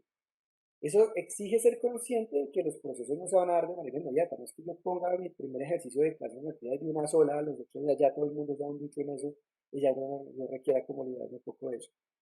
Sino más bien cómo lo voy preparando para más adelante. O sea, 2021, 2022, yo voy a seguir siendo docente. O sea, mi docencia no se acaba hasta la pandemia, sino que yo cómo pienso una clase invertida cuando estemos de manera presencial, cómo yo reconfiguro las mismas prácticas pedagógicas en las que la autonomía empieza a emerger en la autorregulación, empieza a emerger los que están aprendiendo, los que están llevando su propio proceso de aprendizaje. Digamos, qué garantiza o qué garantías hay detrás de una clase invertida, de una programación de este estilo? Es que, en efecto, yo tengo que preparar todo un material, pero yo estoy, eh, digamos que saliendo del espectro del protagonismo y son entre pares que se empiezan a desarrollar también otra serie de dinámicas de estudiantes que generan sus propios procesos para aprender. La exploración personal, la búsqueda personal, y digamos que en los diseños instruccionales, que es una de las maneras que tenemos nosotros de dar garantía de eso, pues en los diseños instruccionales también se dice, recuerde que para alcanzar tal meta, pues puede transitar por tal lugar. Y hay una serie de recomendaciones, aquí tampoco es obligante, porque no todo el mundo va a arrastrar de la misma manera. Pero sí va a ser bien interesante cómo yo oriento los diferentes formas o los diferentes fines, formas, material, cómo diseño yo la instrucción para que realmente tenga un alcance alto esto que estoy pensando. El segundo es el aprendizaje basado en problemas. De esto hablamos hace 15 días, pero digamos que lo anunciamos también de manera muy general, y es la posibilidad que tengo de que analicen su propia realidad desde sus capacidades. Esto también se vincula muchísimo, ambas estrategias se vinculan muchísimo con el trabajo colaborativo, que no es lo mismo como esos paradigmas que hoy ya cuestionamos de manera amplia, es como pongan actividad en grupo, ¿sí? Y termina siendo como usted haga la introducción, usted los objetivos, y usted el marco teórico, usted las conclusiones. Y el man que hace las conclusiones, la persona que hace las conclusiones, ni se habla con el de la introducción, o sea, no hay una coherencia en absolutamente nada, ¿sí? Digamos que esto lo vemos, lo seguimos viendo. Esto no lo podemos negar, lo sigo viendo yo y lo sigo viendo también en mis estudiantes de pregrado y de posgrado, que no se sale de ese paradigma. Pero cuando uno les dice que desde la aprendizaje basado en problemas es como, vamos a ver quiénes de ustedes están proponiendo un tema que nos afecte y que resolvemos desde nuestras capacidades. Y les voy a poner un ejemplo muy bello de un proyecto que se llama Pensar en Movimiento, de la Universidad 3 de Febrero en Argentina. Entonces ellos tienen equipos de producción audiovisual y se llevaron unos talleres para colegios. Y en los colegios les enseñaban las funciones de todos y de todas. ¿Sí? Es como usted también tiene que aprender lo que hace el de luces, cuando usted esté grabando, pues sepa qué está haciendo esa persona. Y usted está manejando la cámara, muy bien, pero también tiene que saber cómo se crea un guión para que entienda la lógica de un guión. Y el que sostiene la varita del micrófono, pues, pues tiene que saber dónde tiene que ubicarlo, o sea, que todos también sepan la labor de todos, pero que cada uno vaya encontrando una afinidad, ¿sí? Y es como al final vamos a crear un proyecto audiovisual y ahí aparece ese tema, pero vamos a pensar en un problema que nos afecta a la institución. Y pensando ese problema, la excusa es crear el audiovisual respondiendo a ese contexto. Entonces, miren, están analizando el contexto, es aprendizaje basado en problemas, es trabajo colaborativo, pero es un trabajo colaborativo que reconoce al otro en sus capacidades y habilidades. Claro, aquí cuando se está creando el guión, los otros están apoyando y dando ideas. Y el que crea el guión, que asumiría que es el último, digamos que es el primero que desaparece de la escena porque postproducción le correspondería a otro, pero resulta que es el que se tiene que quedar para que se mantenga la idea de lo que él dijo. Entonces también es preguntarles a los equipos de trabajo, bueno, cuéntenos entonces cuáles son sus habilidades, cuáles son sus destrezas y con base en eso vamos a trabajar. Llevamos unos talleres, digamos que esto de pensar en movimiento, lo pueden explorar en la página de la Universidad 3 de Febrero. ¿Y qué impacto tiene? ¿Qué impacto tiene? Pues primero, al menos hay tres niveles de amarreo. El primero, que los estudiantes son capaces de reconocer las necesidades de su contexto. El segundo es el tema de explorar la creatividad. Y el tercero es el trabajo colaborativo completo, completo. Y digamos que se mantiene y empiezan otras personas a decir, venga, yo puedo usar la metodología. Claro, úsela, a ver, pero hay una condición, úsela y nos cuenta cómo le fue. Porque muchas veces es como, ay, bueno, yo puedo usar esa idea, sí, pero me la llevo y no cuento, no hago una realimentación de qué pasó. Entonces, digamos que otras instituciones, otras comunidades tomaron la idea, la aplicaron, la desarrollaron y dijeron, oiga, vea, nos fue bien en esto, no nos fue bien en esto, nos salió esto, dimos un paso más adelante en este aspecto, creamos otra herramienta, no le hicimos con audiovisuales, le hicimos con este otro tipo de material, esta otra intención, y también tiene unos efectos muy interesantes. Y es que se empieza a alimentar una gran plataforma, una red en la que todo el mundo puede ingresar y decir, claro, es que el conocimiento no es exclusivo de cierto sector, sino que es abierto, es un conocimiento abierto. Porque esta posibilidad de compartir experiencias que también van creando redes muy interesantes de trabajo. Es lo que yo decía en algún momento que podemos pensar desde acá que vamos a crear. Y está el tercero, que es la clase del estilo socrático. bueno, a los que venimos de escuelas de filosofía, es muy divertido porque es como, me vienen a hacer una pregunta, uno tiene que elaborar preguntas, pero no espere la respuesta, espere la guía para ver dónde puede buscar. Regálame 30 segundos.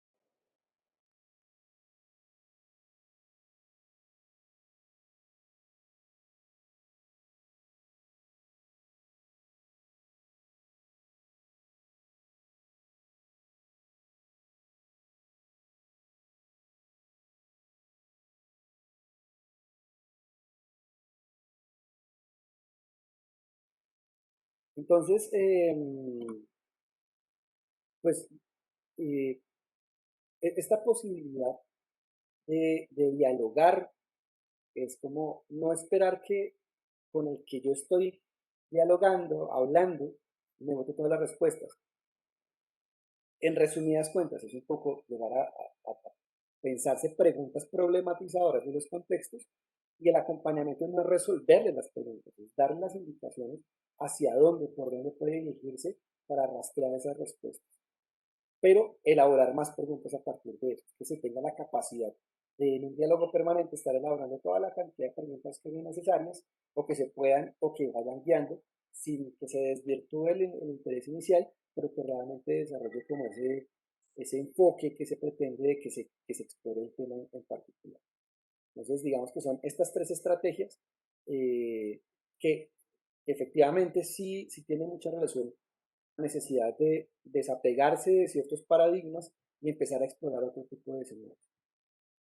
Vamos a hablar de la clase invertida dentro de 15 días, vamos a dedicarle bastante tiempo a eso. La idea es que al final precisamente del encuentro, pues cada uno salga con su material ya hecho o al menos medianamente, que lo haya avanzado, medianamente no, que lo haya avanzado bastante.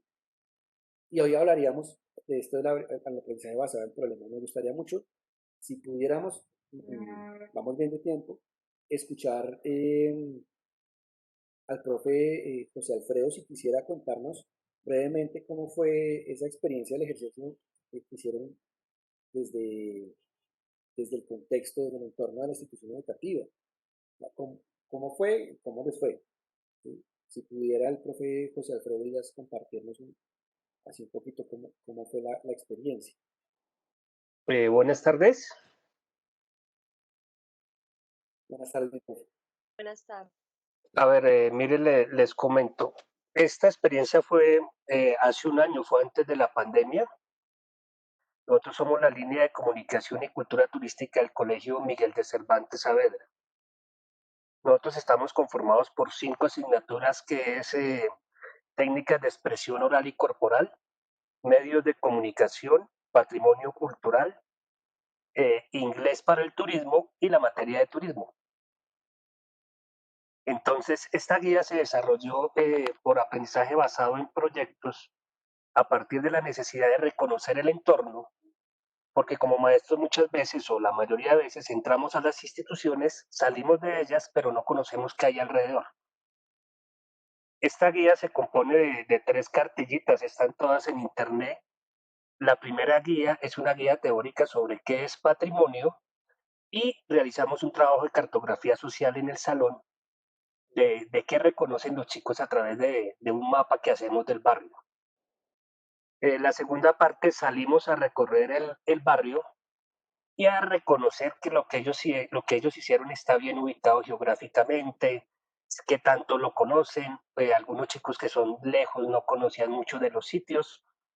Luego de reconocer este entorno y de mirar qué problemas hay, porque también se le hace una entrevista a los vecinos y se les pregunta cuál es el principal problema del barrio, nos devolvemos al salón y discutimos qué podemos hacer por nuestro barrio. Eh, de acá del barrio, nosotros la Marichuela, el principal problema y que nosotros podíamos intervenir eran las basuras. Entonces luego salimos con los chicos a tratar de solucionar este problema un poco, aportar un poquito recogiendo basura en los alrededores del barrio y pues tratando de embellecer un poquito el parque y que la comunidad no viera a los estudiantes como enemigos, sino como actores de verdad de su barrio que lo podían transformar y podían aportar positivamente. Son como las 3 partecitas, la teórica, el reconocimiento y irnos a solucionar un problema. en los ejercicios que hemos hecho, pues uno sale a reconocer el barrio, pero muchas veces se encuentra con cosas cotidianas que no son tan fáciles para uno como docente. Por ejemplo, yo me encontré con los chicos de noveno, un señor pegándole a la esposa o a la pareja, y los chicos frente a la incertidumbre, profe, metámonos a defenderla porque le está pegando una mujer, y uno como docente a cargo de unos chicos, no nos podemos meter porque mire el lío en que me meto yo y se meten ustedes, bueno, una cantidad de cosas que se nos generaron ahí. Mi reacción pues fue llamar a la policía porque pues hablamos de la policía a veces solo negativamente, pero cuando tenemos un problema pues se nos ocurre llamar a la policía porque ¿qué más hacemos? El problema se solucionó afortunadamente, pero la reacción de las chicas sí nos llamó mucho la atención y todo eso ayudó al reconocimiento del barrio. La reacción de las chicas fue como, profe, algo haría ella para que le estén pegando de todas maneras, algo haría.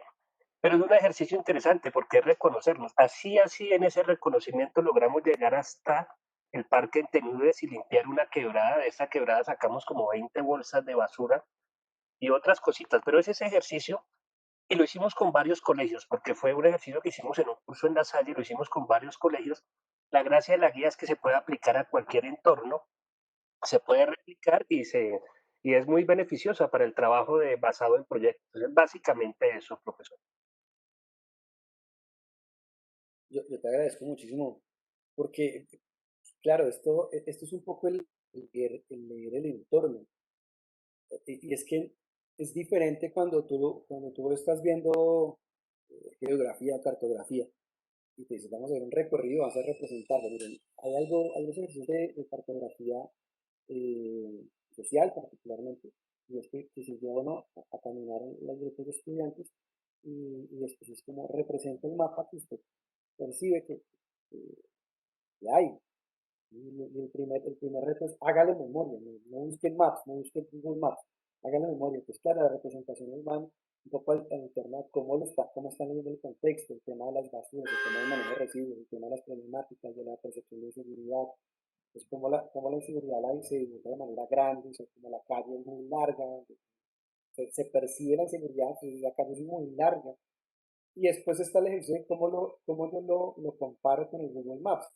Claro, pues, oiga, no, que es cachado, o sea, esta calle era la más chiquita, pero el tema es también cómo se percibe ese entorno, esa realidad social y cómo también a partir de esas dinámicas y esos problemas, pues se responde de manera, digamos que integral de varias áreas del conocimiento. Otro tema que tiene que ver, muchas gracias, mi profe José, genial, genial. Yo creo que esa experiencia, eh, yo les contaba esta mañana, con unos profes del Carlos Pizarro, del Pablo de Tarso, una vez que hemos tenido oportunidad de encontrarnos en otros escenarios, y hemos hablado mucho de dónde contar lo que yo hago. Y hemos rastreado revistas académicas indexadas,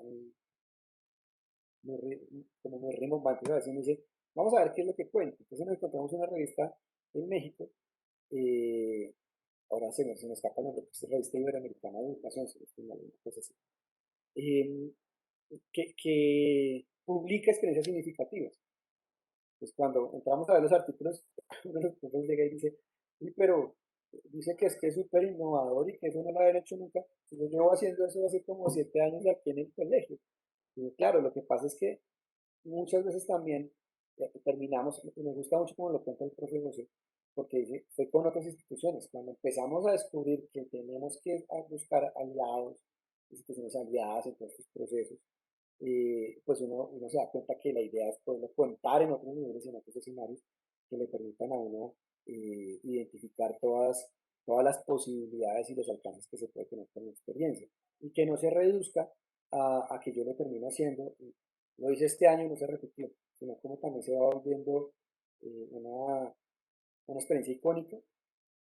Y cuento, por ejemplo, lo que compartíamos el año pasado con un colegio que se llama La Aurora también, con quien hemos trabajado, que empezó en un proyecto muy pequeño, el tema de agro, agrometrópolis, y después se institucionalizó tanto que a la fecha de hoy tienen billetes para entender un poco el tema del emprendimiento y lo empresarial de todo el mundo. Es casi como una gran feria de la institución que involucra lo cultural, lo de emprendimiento, que involucra líneas de profundización, las áreas del saber. Entonces uno dice, lo que empieza siendo quizás un proyecto pequeño termina impactando de manera significativa incluso todo el sector, porque a partir de eso se volvió la institución educativa como un centro reconocido en el que acudimos para el diseño de proyectos. Pues ahora los estudiantes son los que acompañan, por ejemplo, a la Junta de Acción Comunal o los procesos de manejo de residuos sólidos y de reciclaje. Entonces son los estudiantes que van en noveno, décimo, les enseñamos a hacer el proyecto de la comunidad. Es como el colegio, la institución educativa también se vuelve realmente lo que debería ser, es un lugar de encuentro para el desarrollo de proyectos sociales alrededor, que realmente impactan alrededor de la institución. Entonces, todo esto que nos comparte que nos comparte la nosotros termina por desarrollar la capacidad o esta competencia de la autorregulación, la competencia de desaprender ciertas cosas y aprender las maneras que tenemos de responder a lo que nos pasa a todas y todos en donde estamos viviendo. Y yo creo que ahí el aprendizaje basado en problemas tiene una fortaleza y es que yo puedo conectar el aprendizaje basado en problemas de una manera muy rápida con las áreas del saber, con las que estemos manejando. Un ejemplo de la media, las líneas en la media varían, pasan por muchos niveles, desde temas de lengua extranjera hasta temas empresariales, o sea, todo lo que pueda haber en el medio.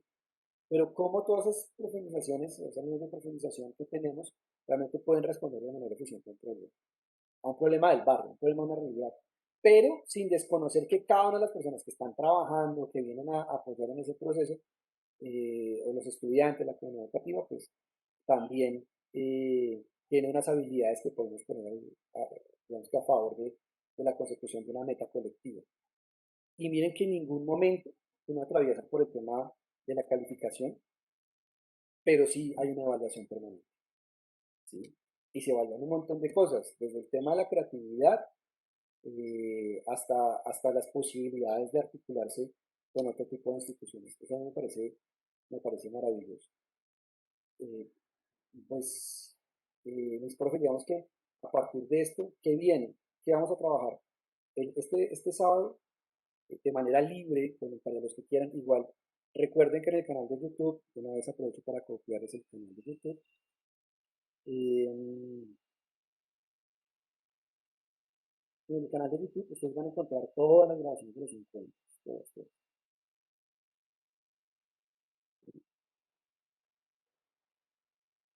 Ahí están todas las memorias de los encuentros que hemos tenido hasta hoy. Eso les paso aquí.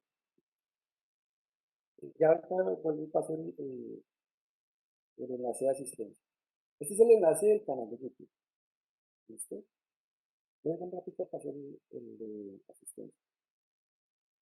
Este es el canal de YouTube y recuerden que en el sitio web que tenemos están creando también material diverso, lo que les vamos iniciando nosotros en, en los encuentros, estamos ahí subiendo, ya estamos creando, yo creo que el lunes ya tendrán el repositorio de los artículos que hemos citado, que hemos referenciado, un repositorio de información que nos puede servir también de manera libre. Yo como por ejemplo puedo hablar de desaprender y aprender en la educación, pues hay un par de artículos que me pueden servir, artículos breves, de 20 páginas que están en revistas académicas, que han pasado digamos, por el proceso de evaluación, que es resultado de investigaciones, que no es algo como algo de opinión de una sola persona, sino que es resultado de investigación. Y también, también les paso una vez a que no se les olvide, por favor, diligenciar la asistencia para que vamos con el registro. Pues todo esto está quedando ahí en material para ustedes. La idea es que podamos aprovechar el día sábado, vamos a trabajar creación de material muy concreto, muy que lo que nos den 2 horas de conocer qué páginas me van a servir, dónde puedo crear una infografía de manera rápida, qué elementos debo tener en cuenta para hacer un video que quiero para ponerlo en clase, cómo hago un video rápido de 5 minutos, que sea un video instruccional y que no sea una clase de 2 horas. O sea, la idea es que este sábado sea como todas las herramientas. Y en 15 días vamos a trabajar la clase invertida. ¿Listo? Pues no sé si haya preguntas, intervenciones, comentarios de los que estamos hoy aquí. yo una vez me disculpo porque fui hoy muy rápido, yo sé que había mucha información, pero no quería que se me escapara nada y bueno, estamos dentro de los tiempos. ¿Alguna pregunta? Sí, John. John, escuchándote a ti cuando hablas de esos cambios de escenario, de esos cambios de esquema, de esa ruptura de paradigmas, de que el tema cambio de formato afecta también esa ajuste, esa adaptación, ese ajuste a nuevos modelos y paradigmas, de aprender para desaprender. Escuchándote a ti en esa reflexión tan buena, me hace pensar a mí esta pregunta que te voy a lanzar. El acto educativo, el acto pedagógico está bajo el esquema de que se tenía en el aula. El docente pensaba que básicamente el acto pedagógico era en el aula. La pregunta es, este esquema ya se rompe con esta situación muy curiosa, que no es contingencia normal, porque una contingencia puede ser, como te decía la vez pasada, se me pincha la rueda del carro y la despincha al siguiente día, pero es que es una contingencia que definitivamente, escuchando las noticias internacionales, no se ha encontrado la vacuna. Digamos que la contingencia se prolongue, entre comillas, contingencia yo lo llamaría el fenómeno, porque es muy constante. Una gripa que mata más o menos 22.000 colombianos ya es una constante, ya es un fenómeno. Entonces, míralo de esta manera, que nos tocará ajustarnos a un modelo, a un paradigma nuevo, del que habla Marshall McLuhan, la aldea global, en donde desde la casa nos tuviéramos que conocer todos, ajustar todos a la educación, ajustar todos al teletrabajo, ajustarnos todos a ese modelo de la aldea global. ¿Qué es lo que ha hecho? Viene la pregunta, ¿qué es lo que ha hecho tan complejo, tan difícil dentro de este cambio? Que no estábamos listos, obviamente nos cogía a todos on site, fuera de lugar. Y dentro de este cambio, ¿qué es lo que hace, lo que más obstaculiza el que nos adaptemos todos a esa aldea global? Al hecho de que, obviamente, temerariamente, como decía nuestra compañera, algún día nos reemplazará la tecnología, cosa que no es cierta, no es cierta. De alguna manera, la tecnología nunca nos va a reemplazar a los docentes en aula.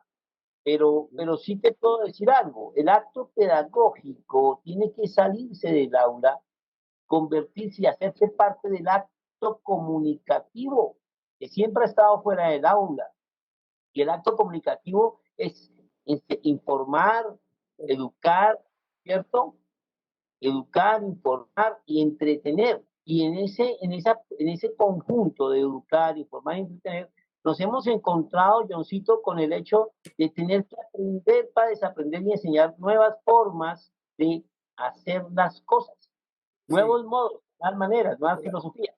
Entonces, esa es la pregunta, ¿cuál es el gran obstáculo que si nos tocara seguir bajo este esquema de aldea ok. global, cuál sería el gran obstáculo para darle continuidad al aprendizaje? Yo espero no estar errando en la respuesta, pero yo creo que el gran obstáculo es la inequidad y la brecha educativa. Es una realidad que no es nueva, o sea, no es que la brecha educativa y la brecha digital hayan emergido por la pandemia, es una realidad mundial, ni siquiera es solo nuestra, o sea, no podemos decir que es solo un tema nacional. Un gran obstáculo es ese, cuando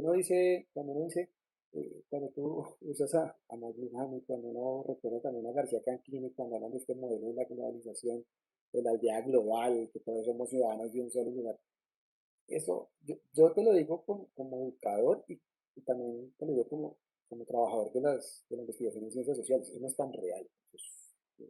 También es una manera que con la que se ha romantizado una realidad eh, que es un privilegio para algunos. ¿Verdad? El que tú tengas acceso a internet, a todas las plataformas, ese acceso es privilegio. Entonces yo creo que digamos que el obstáculo más grande es ese de la inequidad social, la brecha educativa y la brecha digital. ¿Sí? Junto a eso, pues yo te agradezco toda la reflexión que haces. porque también tiene que ver un poco con estas condiciones en las que tú incluso dices un poco que se rompe el esquema del aula. Yo, digamos que la intención de hoy no era decirles que debemos dejar el aula. En ningún momento yo pretendo decir que vamos a dejar el No, aula. no, no, no, no, no. Pero Andrés, es que si hablamos los dos, tenemos los micrófonos abiertos, se cruza el audio. Y qué pena, Espera, no. entonces, yo en ningún momento pretendo decir, y no lo haré, ni hoy ni en ningún momento, No, llegaré a no. decir que vamos a dejar la labor de aula o que vamos a que los nuevos paradigmas van a asumir los viejos, como un reinicio, un resetear. No se trata de resetear, no se trata más bien de equilibrarlo. Y yo cómo traigo las herramientas y elementos a la tarea docente que yo ya venía desarrollando, sin desconocer que esto ya tenía una efectividad, que ya tenía un impacto. Eso es lo que las condiciones que estamos viviendo pues nos han hecho también repensar un poco cuál ha sido el oficio y también nos ha llevado de una manera muy bella a decir, a reconocer, o sea, como docente haciendo un montón.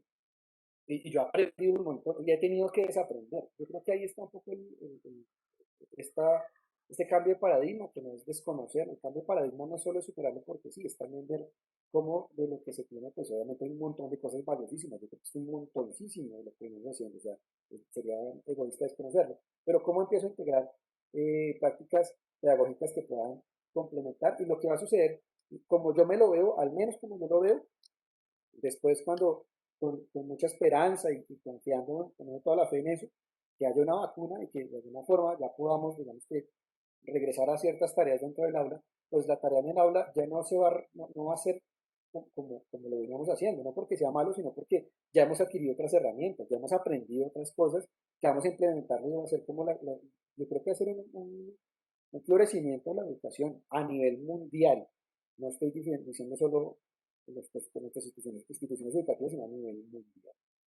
¿Sí? Dice Rosa Carvajal, creo que también está respondiendo, dice lo que más obstaculiza es la pobreza, la falta de conexión de equipos. Una parte, bueno, estamos ahí un poco en consonancia. Eh, Dice la escasa autonomía, necesidad de aprender por la otra. ¿Sí? El desaprender para reconstruir es una forma de adaptarnos pedagógicamente ante la incertidumbre de a esta nueva cotidianidad. Alguien tiene el micrófono abierto, entonces no sé si están pidiendo la palabra porque me escucho dos veces yo. Alguien tiene el micrófono abierto para que desee participar. Erwin escribía, el desaprender para reconstruir es una forma de adaptarnos pedagógicamente ante la incertidumbre de una nueva cotidianidad. Sí, no sabemos qué va a pasar, pero lo que sí sabemos, o sea, no sabemos cómo vamos a volver, ni en qué momento, ni qué va a pasar cuando volvamos, ¿sí?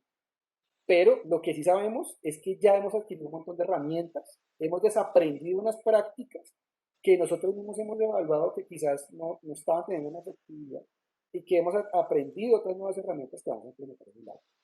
Eso sí es seguro, el aprendido, eso sí es segurísimo. Entonces yo creo que en ese sentido, al menos yo lo sigo viendo con muchísima esperanza. Eh, eh, Marcelena, aparece aquí, Hernández, ¿tiene alguna intervención? Tenemos el micrófono abierto. ¿Sí? Entonces, yo me despido con lo que empecé hoy, me despido con lo que empecé. Eh, no sé si tenemos el micrófono por aquí abierto. Hablando de los sabios y los flamatines, de estos educadores ancestrales en América, y si había hombres ancianos elegidos por sabiduría a quienes se les hacía cargo de orientar. La palabra es bellísima, orientar. Y miren, una reflexión final en 30 segundos que me voy a robar aquí, estamos en el momento exacto, ¿verdad? Y el, el, a mí me gusta mucho la expresión que uno analiza de los papás cuando uno de padre lleva a sus hijos a la escuela. Y uno no lleva a los hijos y uno no les recomienda, como que no deja recomendado a diciendo, a la hija diciendo, oiga, profe, me lo educa, ¿no? A ver, eso no. Uno lo lleva y dice como, profe, por favor, lo cuida.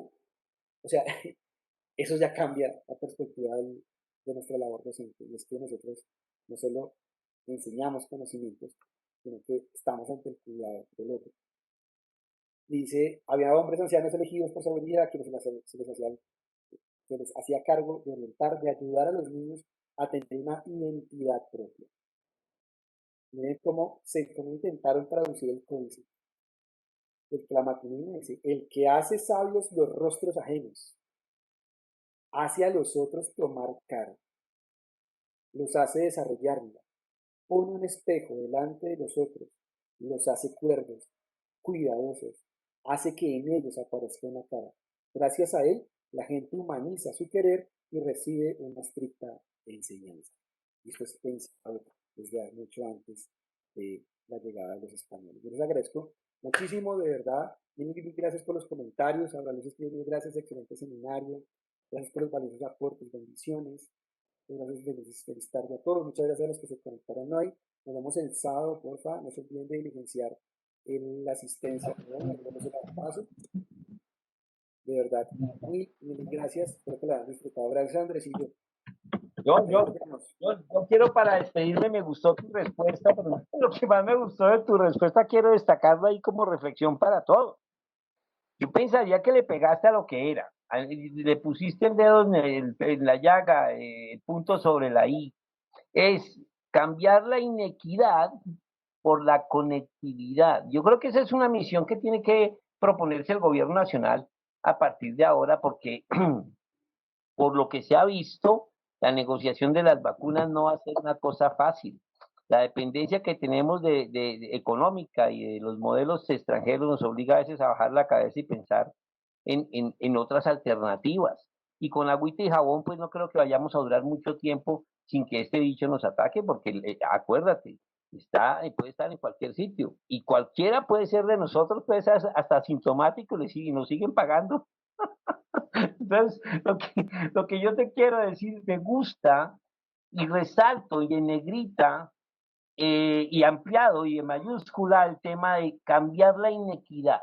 Totalmente, es una misión de la que debemos tener todos los educadores y la gente que nos gusta este tema de la comunicación y la educación. Es un vínculo muy necesario y digo que sostengo, John, que es la asignatura pendiente del futuro ha sido la comunicación y la educación como tal. Pero entonces el tema es que sí vamos a necesitar mucha conectividad. Menos iniquidad, mucha conectividad. Eso es un mensaje para los políticos para que trabajen. Un abrazo para ti, John. Muchas gracias. Muchas gracias a todos los que se conectaron. Muchísimas gracias.